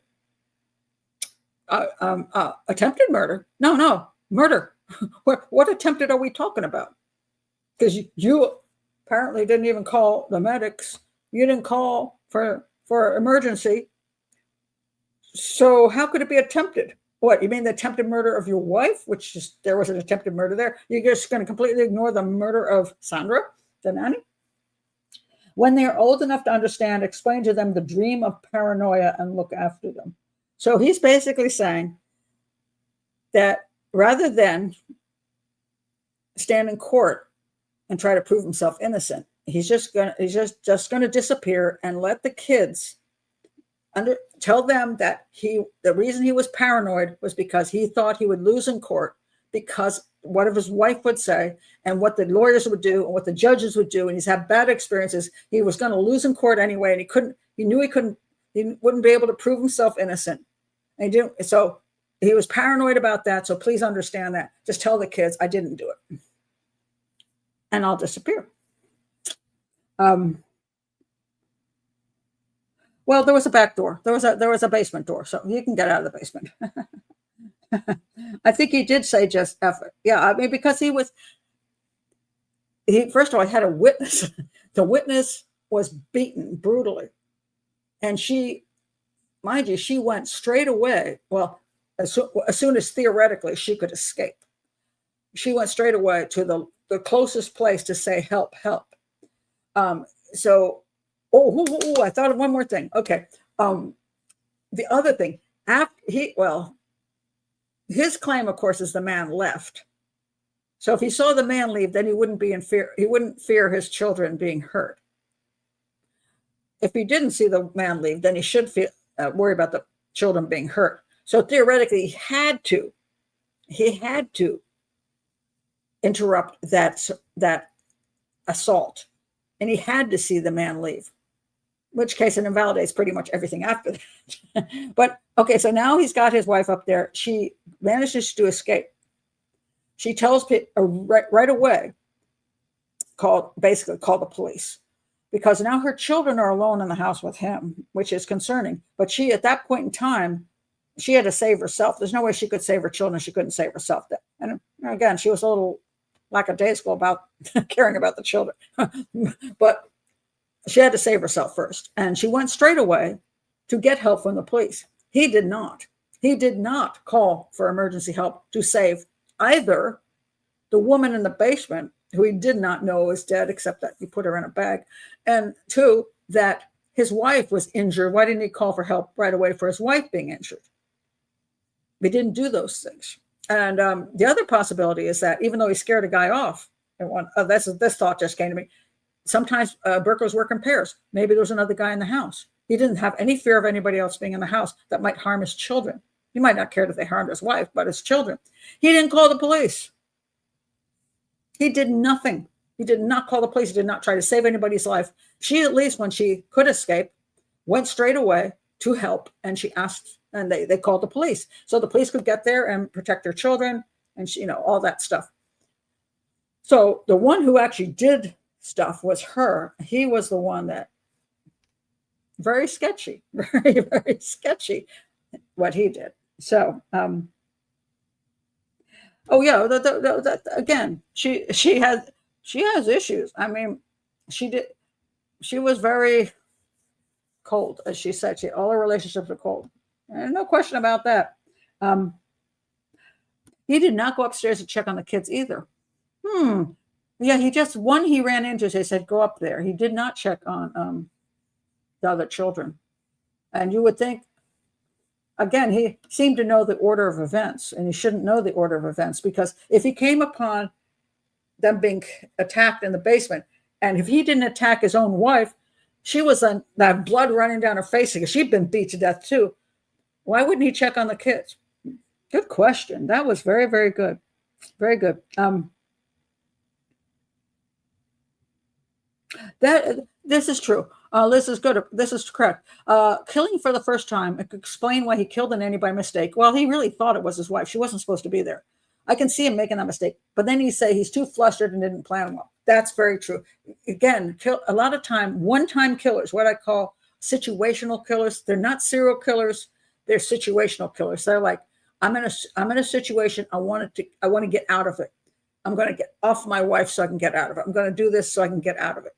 They're not really necessarily brilliant criminals, so they're not at all. Now, I want to point out one other thing here, and then we'll talk some more on some stuff.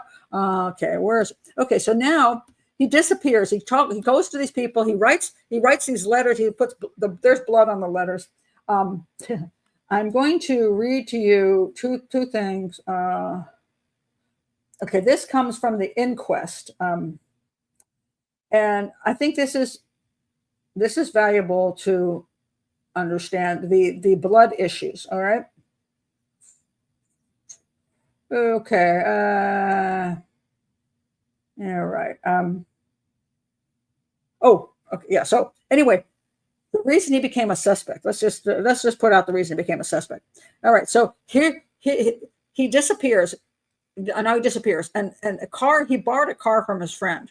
And the car shows up a few days later in another part of town, kind of near the water. and which is why they think, a lot of people think he jumped on a ferry and disappeared, or he got on a boat and drowned himself, or whatever.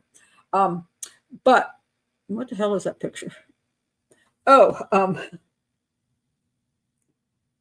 trying to, what the hell is my picture? I'm sorry, I'm trying to figure out what my picture is. I think that's, okay. In the trunk of the car, they found, now the murder weapon was a pipe that was wrapped in a surgical bandage. Okay. And you can see here, this is the actual one that was used in the crime. And this is the one that was found in the boot of the car he was driving. So, and that was also wrapped in surgical bandaging.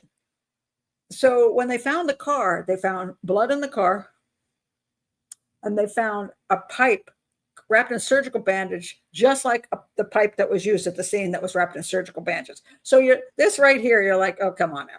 It's definitely him. And understand that somebody could have, they're going to frame him.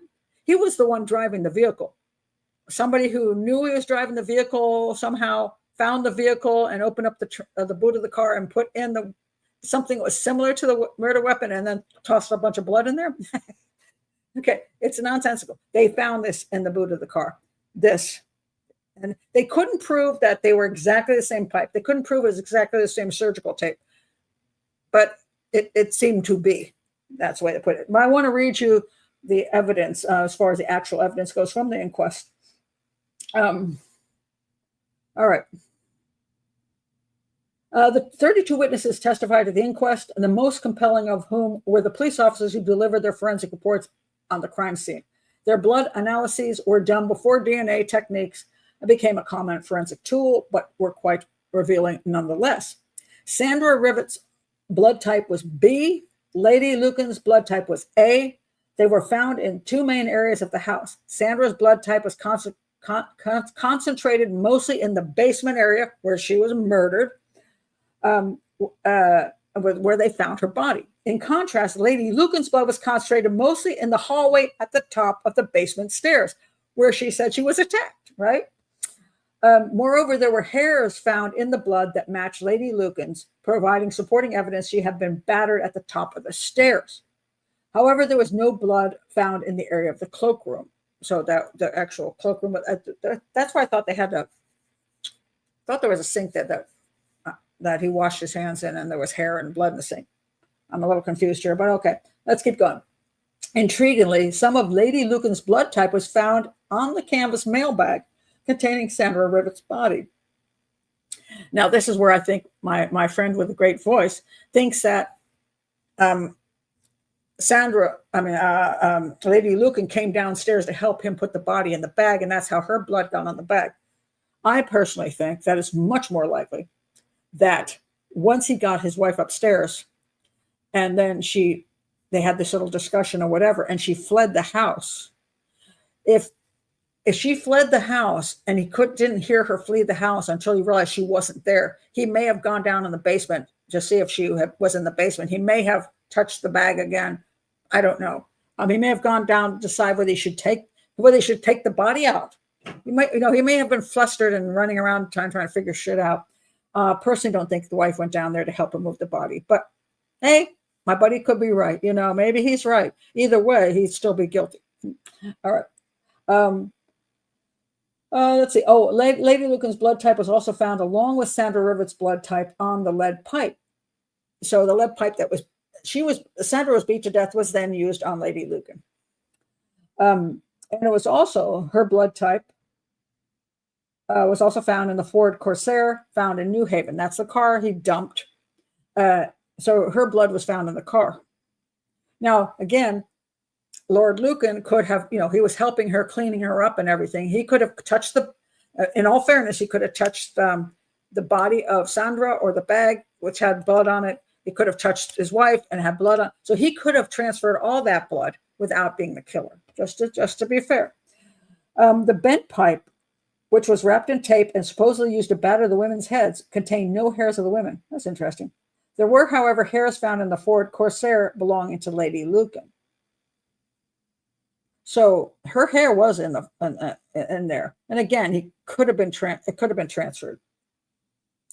On the envelopes, which contained the letters written by Lord Lucan to Bill Shand, Kidd, type AB bloodstains were discovered. Forensic experts testified that blood type AB can result from a mixing of two separate blood types, type A and type B. So the AB blood could have been a mixture of Lady Lucan's blood and Sandra Rivett's blood. The blood type AB was also discovered in the Ford Corsair and in the hallway of the ground floor where Lady Lucan said she was attacked. So most likely, again, the blood from Sandra went up to where Lady Lucan was when she was attacked, so that transferred the blood up there. More blood stains matching Sandra Rivett's blood type were found in the garden behind Lady Lucan's home. A bloody footprint was also found in the basement of the house leading out to the garden, and this again would be the person leaving out the back door, the unknown killer or Lord Lucan. The police discovered it was made by a man's shoe, but they were unable to identify the person who left the print. The blood type in which the shoe impression was made matched that of Sandra Rivett's type B. Okay. Oh, by the way, he had another story, by the way, that he, one of his stories, I forgot who he told this one to, that he came in and then he heard something in the basement or whatever, and he went down and he slipped and fell in the blood. And there was no evidence that that happened. So it's another story that Lord Lucan told that didn't match the evidence. All right.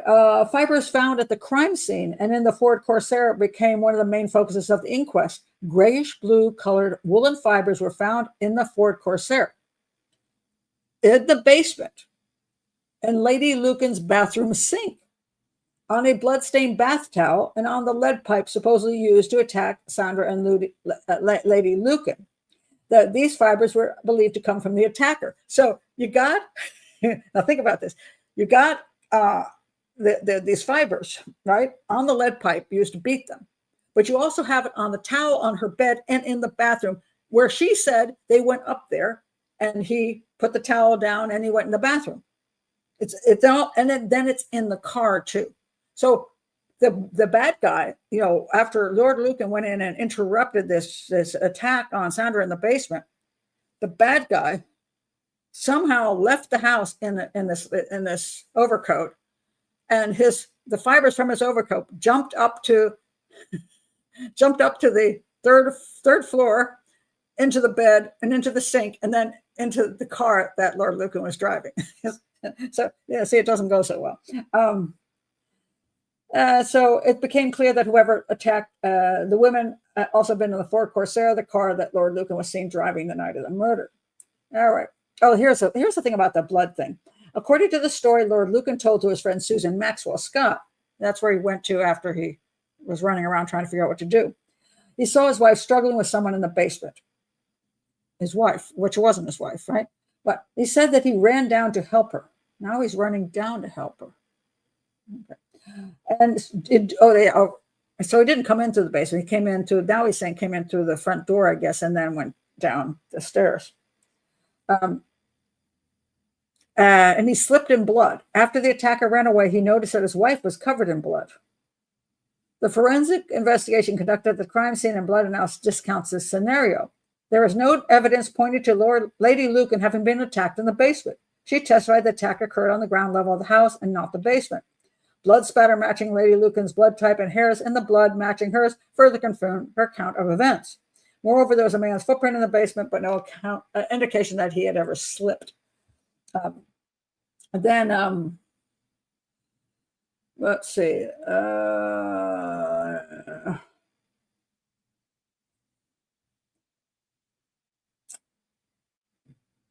Anyway, yeah, that's pretty much most of it. And the only thing left is, so in my opinion, the evidence pointing to Lord Lucan committing the crime is massive.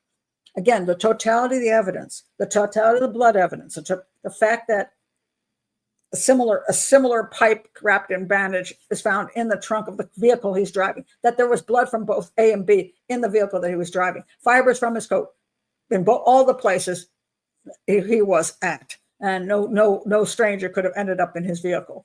The fact that a hitman he wouldn't have interrupted a hitman doing a crime. He wouldn't go to the house at that time. He would establish an alibi. It's all nonsense. So everything points to Lord Lucan, even if you take away Lady Lucan's claims.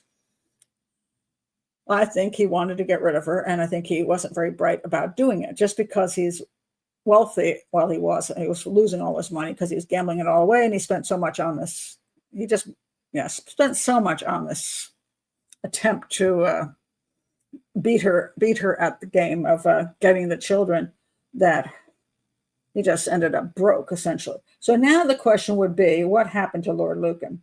And I would like to point out, see if I can find this. So there's a bunch of theories. And of course, one of the theories is running around the world, and he's living happily in Goa, India. He's living in Botswana in Africa. He's in Australia. And the son of Sandra, who I guess was not, he was adopted out or something and didn't find out she was even the bio mom. I think that's the story for whatever. And so he went on this quest to find out what happened to Lord Lucan, and he claims he's in Australia. I did not buy his book just because I didn't quite frankly buy most of it, and I didn't want to waste my time. Do I think Lord Lucan's alive? I do not. I think he left when he drove the car away from the crime scene. They went to his apartment and found everything that he owned there. His money was there. His passport was there. Everything he had was there. So he didn't have a passport to leave the country. He didn't have any money to speak up on him. He didn't have anything. So he would have a real hard time managing to get somewhere else and survive. Now, could he have a friend or two? Some people believe he has some real good friends who would do anything for him, and that might be true. They could have hidden with them, and they could have given him money and a fake passport and done all this kind of stuff. And he went off somewhere in the world and just lived there quietly, and nobody ever recognized him, although he's got a very recognizable face. One thing people don't seem to understand sometimes is that when you go to a country, you better pick a country where you can truly blend in. Goa, India. Goa is, it's an Indian city on the water. It has a lot of tourists that go there, a lot of European tourists. There are some people who have lived there for quite a long time who are of Portuguese descent. He could have tried to play that off, but he's a very tall, big guy. I mean, he'd be really noticeable. All it would take is he'd be paranoid the whole damn time. Talk about that paranoia he's worried about. He'd be paranoid the whole time. Somebody's going to take a picture of him, and that's going to be the end of it. Botswana, big white guy in Botswana. I mean, pick a place where you blend in, for God's sakes. Australia, better choice. South America, where some questionable folk have gone to. Argentina, Uruguay. Yeah, he might be able to manage it down there. But could he have accomplished it? Maybe. But he had a very blatant lifestyle of a lot of fanciness and all that stuff. Could he accomplish all that? How would he keep going? I mean, he failed at gambling. So did he have somebody give him money so he could gamble and try to stay alive? I mean, could he be alive? Well, anything's possible. Do I think he is? No. And I'm going to read a little thing that said by Mark or John McGuire, who I don't think is correct about the wife helping him put the body in a bag. But he had a theory, and I don't think it's a bad theory. So I'm going to read it to you. And so this is what he says. I just love his writing. So I'll give him credit for anything for his writing. So he writes these letters, and he says there's a natural progression. And I think this is correct. As he's in panic, the police are after him. He thinks he's going to lose in court. He's written these letters to say, hey, to the children, I didn't do it, but I just want you to know I didn't do it. I don't want you to know why I ran away. And then he's trying to tell people how to handle, taking care of his children and all that stuff. Now, where is he at? He says, there's a natural progression in this thought process. He probably sat and thought about these things. And on the early hours of the 8th of November, as he waited for the morning light, by the way, this is a transcription of the YouTube thing. So sometimes it's very badly transcribed. So if it sounds really stupid all of a sudden, it's because it's not a proper transcription. So he was waiting for the morning light as he sat in his car with a wry gambler's smile at fate, its capriciousness, its whimsical disregard for mice and men. As he sat and waited for the day to begin and smoked and took perhaps many of his pills, and with a growing calm, considered how the dice had fallen all too often against him, to his ruin. He must have known he had no more cards to play. He knew what he had to do. Lord Lucan parked his car somewhere. I tried to get some screenshots. Walked along Norman Street toward the quay, turned left at Bayview Road, and then right along Fort Road, now parallel to the river, it is a long road, and the wind chases its length from the sea, and that makes such mornings even colder. And you want to listen to this because, guys, my voice is not like his voice. It's beautiful. Lucan was hatless and coatless, and could only draw his jacket about his front to detain. He says he's coatless. I don't know what happened to that blue, those fibers. So I don't know the accuracy here, but it's beautifully written. Only draw his jacket around his front to detain the cold a little longer. At the junction with Gibbon Road, he turned left toward the quays. Here he found what he was looking for, a boat he had surely obtained for the purpose of disposing of his wife's body. Is this possible? If he had planned to get rid of her and he got the mailbag, could he have purchased just a cheap little small boat that he could then take the body out? Because he said he was going to throw the body in the water. They told that to a friend. That's how he would do it. And so if he had carried this off, he would have put the body in a bag, put it in the trunk, and then taken it to it would have to be a river or a bay or whatever. You have to dump someplace, something heavy to keep the body down. So he was surely looking for a boat. He was looking for a boat he had surely obtained the purpose of disposing of his wife's body. A final irony. It was probably around 8 a.m. Now the papers. Hold on a second. Don't do that. The papers were already reporting the murder and hinting at his own culpability. So he's thinking it's already getting light. I don't know if I think so, but why not? A small open boat with a small engine and sufficient fuel for a round trip would be all that would be. And he would have fuel for a round trip because he planned to come back if he was dumping his wife's body, right? Okay.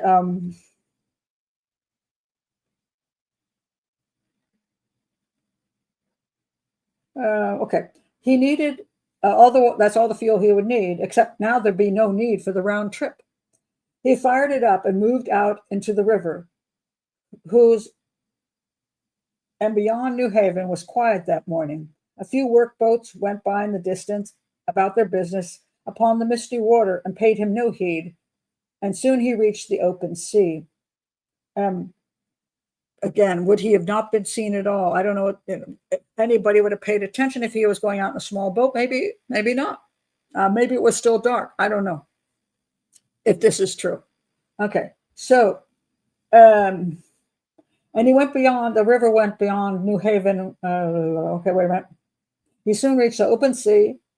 Two different currents, or directly out south until the white cliffs of New Haven were barely a hazy line upon the cold morning horizon. He cut the engine and secured himself with the weights he had intended to weigh down the sack with his wife's body, and now was put to a different purpose. And then perhaps, at least he has a decency to say perhaps, he's theorizing here, perhaps using a boat hook or some sharp implement, he pierced its hole. It's, in other words, if he was going to go out there and drown himself, he would want the boat to sink too if he could do it. So I would put a hole. If I were him, I'd put a hole in the boat, and that's what he's saying. It sank rapidly, and he went willingly with it. The cold water and the pills dazed him, numbed his pain, and darkness came over him as a blessed relief in the minutes.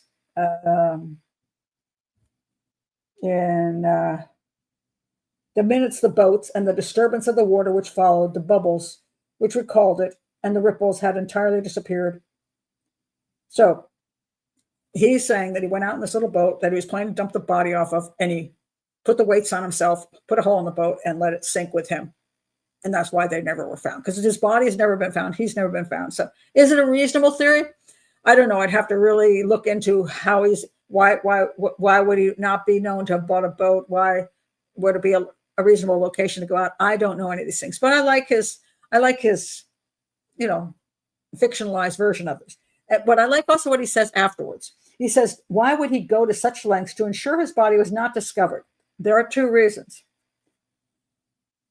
One is he might not do this.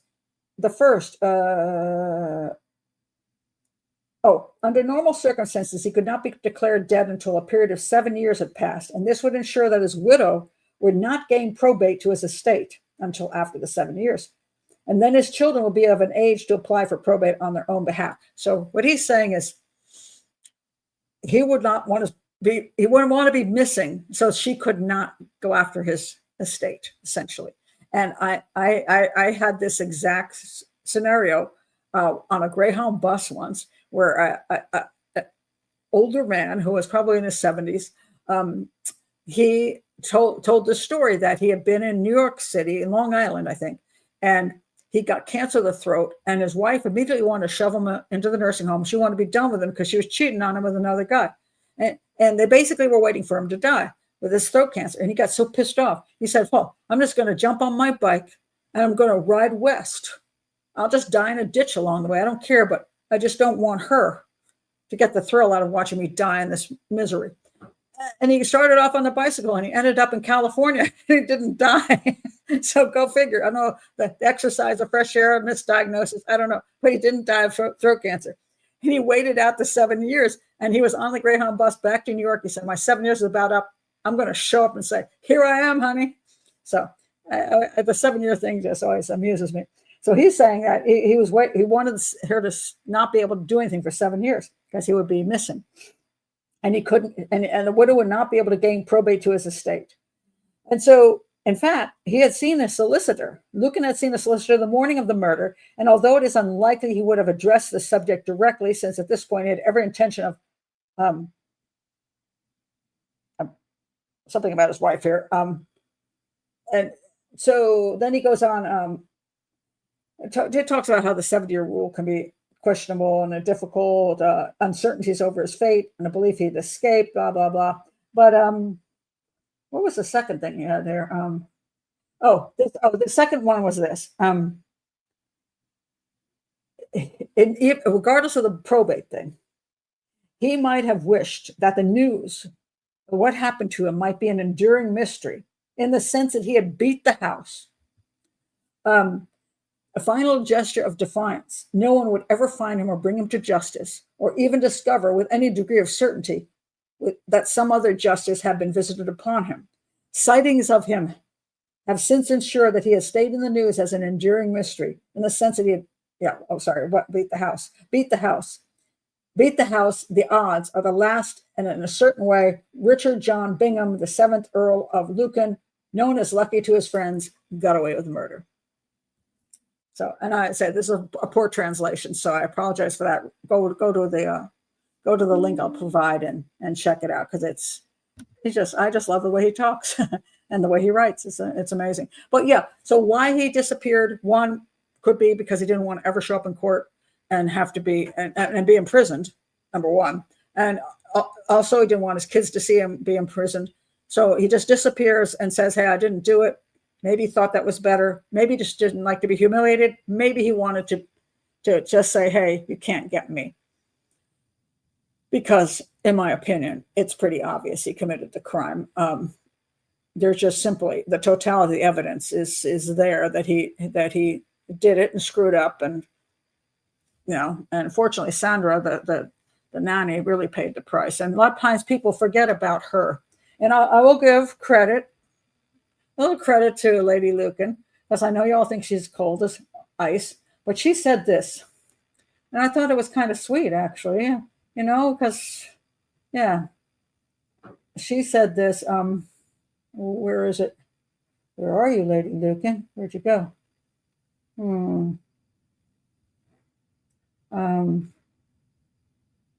Here we go.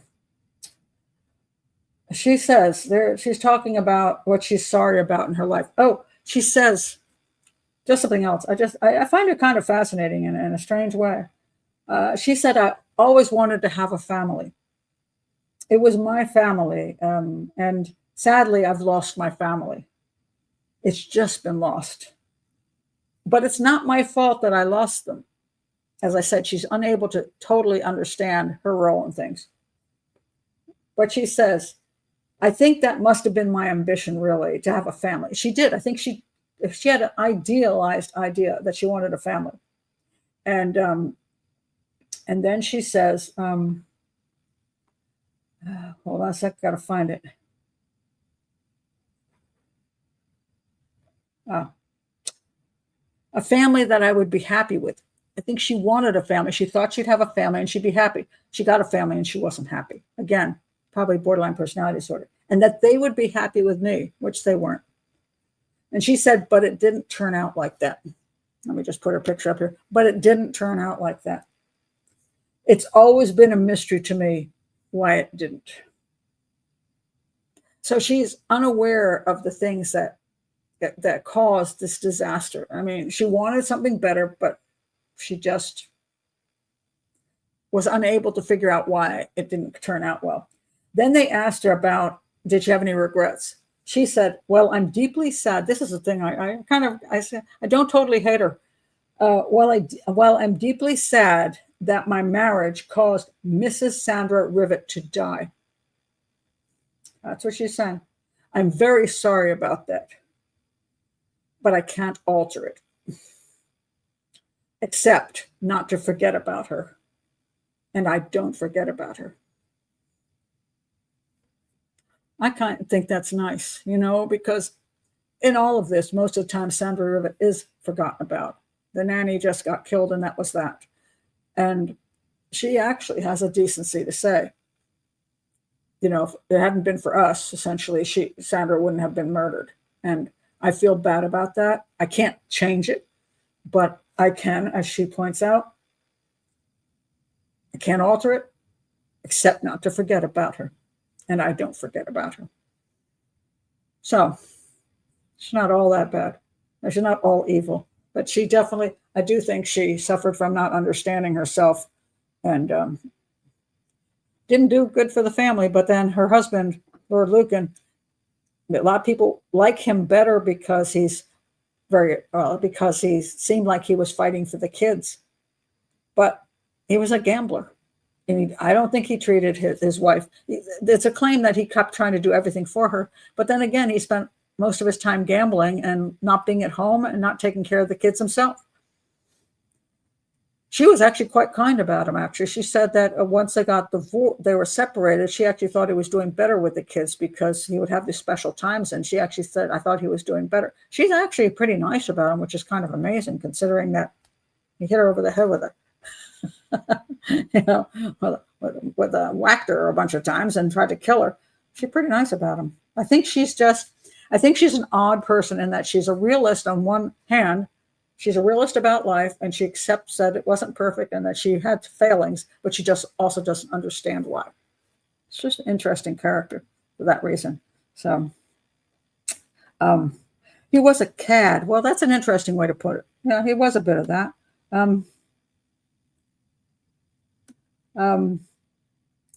Talk is cheap. I wonder if she gave any money to Sandra's son or helped pay for his education. Well, that is a good point, Carly. I don't know the answer to all of that. She may also be very self-centered, which is usually a part of borderline personality disorder. It's a high level of narcissism. So that she was highly self-centered, I would not doubt one bit. So I say I'm not trying to give her a break in that sense. Because a lot of people with borderline personality disorder are people you do not want to be married to. They will drive you insane because you can never make them happy. No matter what you do, it's not good enough because they are very selfish and very self-centered, and they matter, and the rest of people do not. So I say it's a close to psychopathy, but then her husband wasn't so great either. So as I say, I think they were both severely damaged people that grew up to be very problematic. So I think she's just, as a character, I just think she's interesting. And that she would say that, yeah, talk is cheap, that's true. But at least she said that, which, is some level of insight. Some level.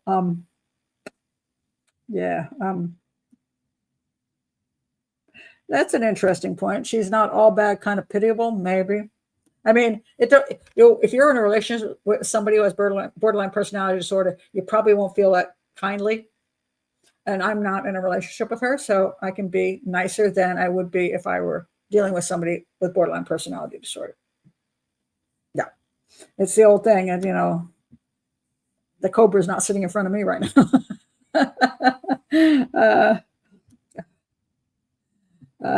In case you wonder what that comment is, the cobra is not sitting in front of me right now. One of my favorite lines ever was from Autobiography of a Yogi.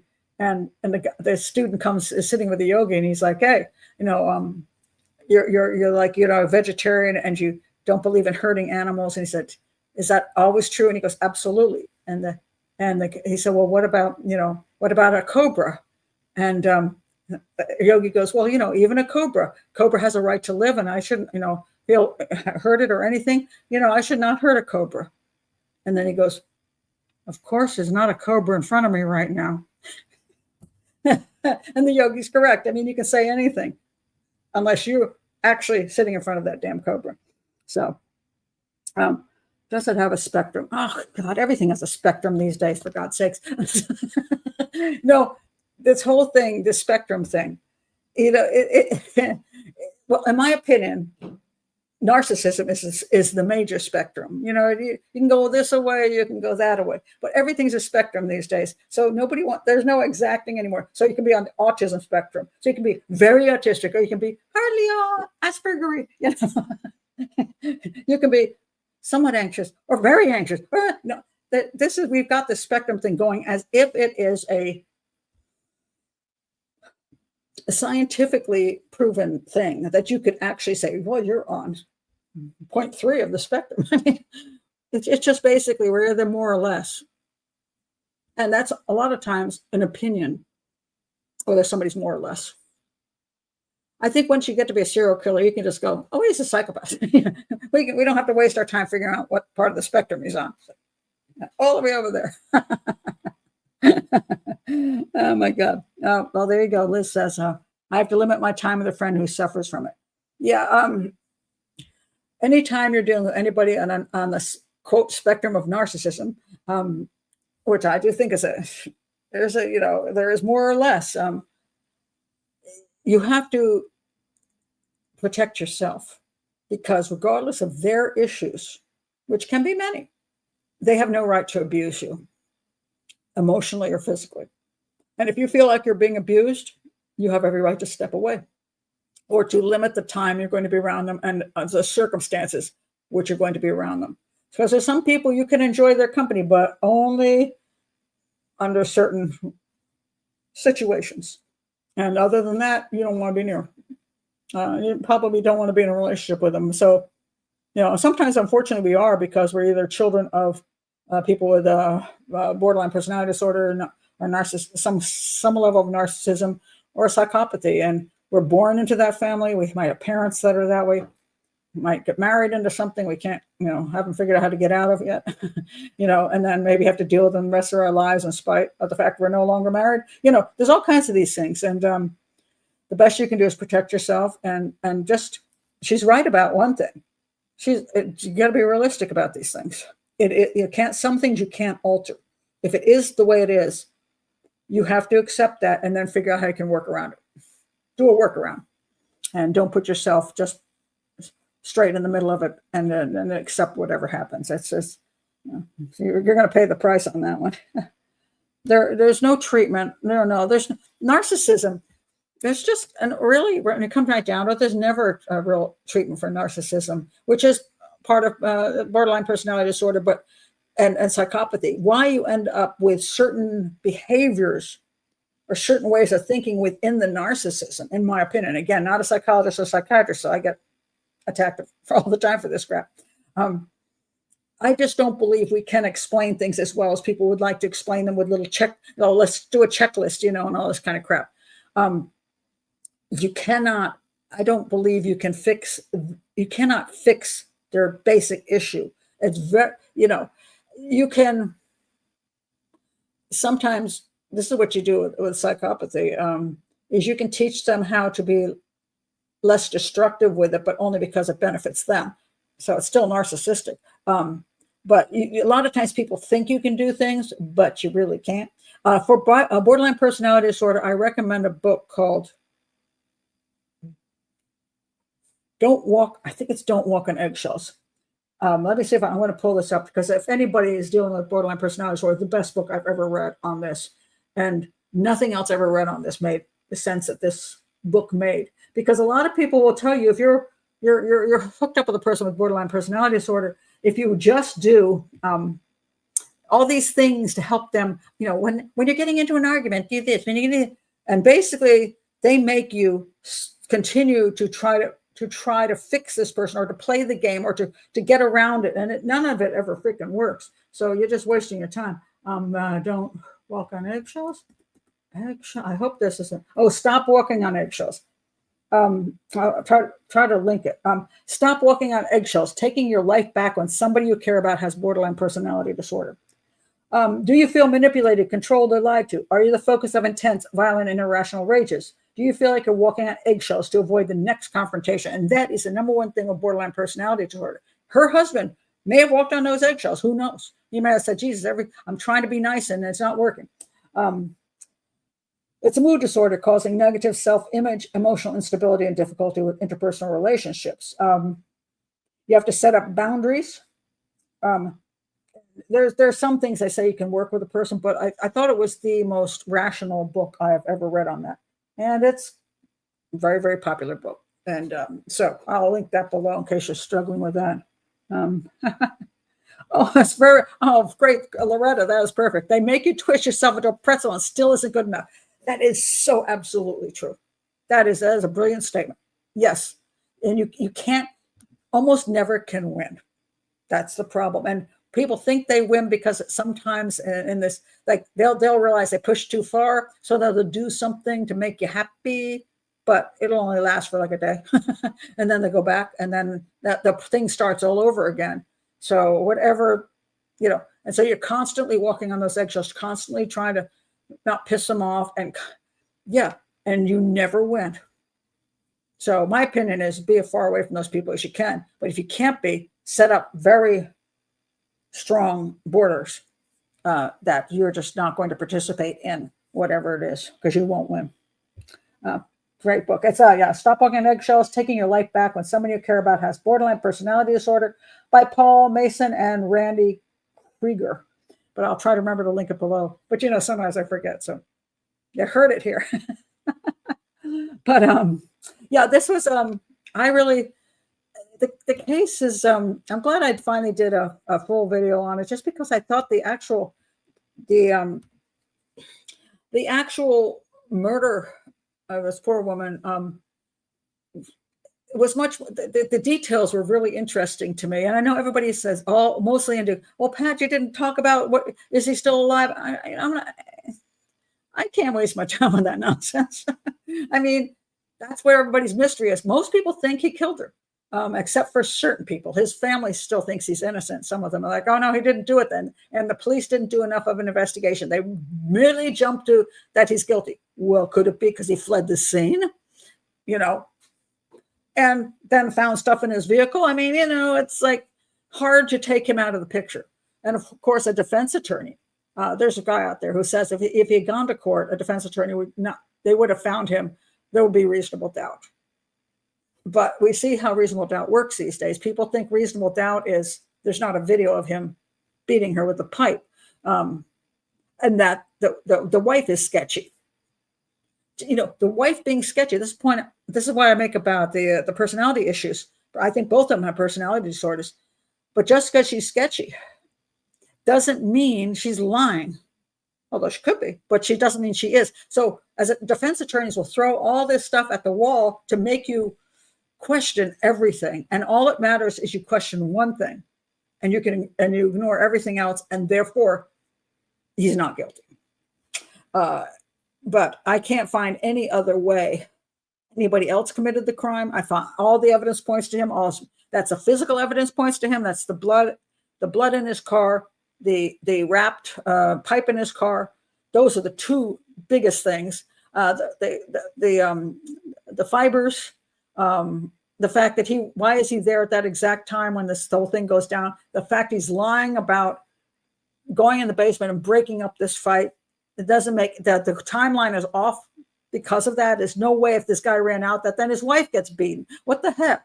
Then the body ends up in a bag. I mean, all of these things, the totality of the evidence is overwhelming that he committed the crime, which is why he ran away. That's why you run away, because you just can't.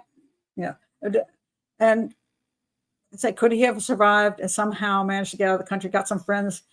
I guess it's possible, but when a person isn't found forever, and he's a kind of a unique looking fellow. I mean, his height and all that, I find it unlikely unless he had a lot of help, because I don't know how else he would have got away with it. But maybe he lived a very quiet life off in some island, someplace where nobody ever suspected him, and he fishes or something to survive. Oh my God, oh, well, you can't hold pompousness against people too. Said the family and friends maybe believe he is guilty because they're so pompous. But again, that doesn't make a person guilty. So I know you just started pointing that out. But there's people who their behaviors can be really bad. You can dislike them intensely, and they're still not guilty. And so you have to be careful of that. Can't be a reason for thinking somebody's guilty is because they look like they could have done it, or they had even a history of doing things like that. Having a history doesn't mean you did it either. There are serial killers out there who were convicted of killing somebody, and they didn't do it. They killed 10 other women, but not that one. So, do you really care that they got that charge? Well, the only problem is if they got that charge, if they killed 10 other women and they got them for the 11th woman that they didn't kill, then that means there's another serial killer out there who killed the 11th woman and he's still running around. So to me, the most important thing is making sure the real killer isn't still out there in society and can harm other people. So that's more the important point a lot of times. That's an interesting point. Christoph says he is not the type to live comfortably alone on an island for 60 years. Probably not. I mean, it's a big change of life when he is a guy that loves the flashy life, that he would be okay with living this very quiet, hermit-like existence, or doing some pitiful job, what he would consider pitiful, just simply working as a street sweeper, or maybe, I don't know, got a friend. So, I mean, I'm trying to think of where he could be that no one would ever notice him. I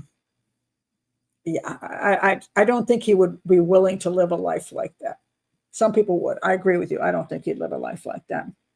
Oh, the issue about the okay, there is a theory that he had that one friend, and if you watch the videos, you'll see. I forgot the guy's name now, but his best buddy, who really, oh God, what was it? Somebody throw his name out at me so I can actually talk about him. This guy I think he owned the club, and he used him to draw in other rich people to gamble. So he was a user. But he said he would, if he found out he did his wife in, he's still alive for him. He would hide him. He'd protect him. He actually said that, which is interesting. And he had animals. He had wild animals. So some of the theories is that, he went to get help from that guy, and then that guy did him in. Yeah, him. Thank you, Aspinall. Yes, the club owner. Correct. That's a theory. But why would a friend, even if he wasn't really a friend, why would he help him out and then kill him? I mean, that's really, because why would he get himself into all this extra trouble? I mean, the most I think the friend would do is get him a fake passport, give him some money. That I can believe. I believe he could say, look, I'll get you out of the country. Here's money and a passport. I'll hide you here for a couple of weeks while I get the fake passport made, and I'll give you money and you can start a life someplace else. Don't contact me again. Could that have happened? Sure. But I don't waste my time going down rabbit holes because I'm not getting paid for it. It's not worth my time. I only have so much time in life. It's not worth it. So I'm working on a safari job. Well, maybe in Botswana. Yeah, Botswana is a great safari location. So maybe get rid of the mustache, and I don't know what else he could do. But yeah, he'll be kind of obvious in Botswana. But yeah, it is a beautiful place. I've been wanting to go there, and because I got lots of animal stuff. Goa, I've spent a lot of time in India. I haven't been to Goa yet. My son was in Goa, and he enjoyed himself. So I mean, and I haven't been to Australia yet. So all you Australians, I want to come and visit you guys. But maybe I'll be in Australia and I'll run into him. That's where her son thinks he's running about in Australia. Could he be out in the outback someplace? Maybe. I mean, I'm not saying it couldn't be, but in my opinion, it's just I don't have the ability to track him down. So I just think there's no worth in me in bothering. What I can say is that the evidence supports that he's guilty of the crime, that he killed Sandra not on purpose. He thought it was his wife, which doesn't make it that much better that he was willing to kill his wife, and he beat his wife. So yes, he has a murder and attempted murder on the thing, and my opinion is he probably just took his own life in order to not have to be humiliated and live in a prison. And I don't think he would put up with that. Not a lifestyle he wanted to live, but you never know. All right, that's it for today. I'm glad you're here, and I'm glad I did a full video on it. It was interesting, and so now when I go to, if you go to YouTube and you put in Profiler Pat Brown, Lord Lucan, it will show up. So it will be there this time. So I won't do the show again. Oh yes, I like that one. The Ladies' #1 Detective Agency. I do like those books. They're very good. Yes, really, they're very cool books. Yes, it's a great series. Yeah, I like that one too. So, thank you, Lady Jane. I appreciate that. I'm glad I finally did it. And so that's why I tell people, keep bugging me, because especially when it comes down to like the day or two before, I've always pointed out, I'm a disorganized human being. So I might have like, I want to do that show, but where did I put that information? I forgot what the name of the person was. So you can always throw something at me again right before the show, and I might go, oh yeah. Well, yeah. So keep bugging me. That squeaky wheel works with me. So anyway, yeah, see? I'm glad you covered this one. I could have sworn you already did it. I did do it, but I did a small version of it on, I think it was 20. I didn't like her as much the first time. I actually like her a little bit better now, just because I think she's interesting. But yes, I think it's on Hangout number 28. I did like the 20-minute thing. I wasn't doing a full one, but I did find it. So you didn't lose your mind. I actually did talk about this case over 3 years ago. So. Well, thank you guys. You're so nice.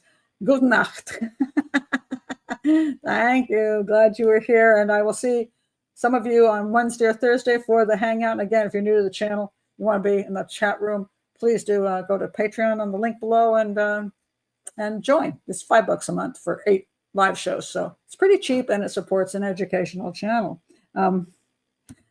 Loretta says, great show. Glad he probably didn't last too long on the run. Well, probably not. He probably didn't. So thank you guys for being here. You're all great as usual. And I'll see you probably in the middle of the week. Bye.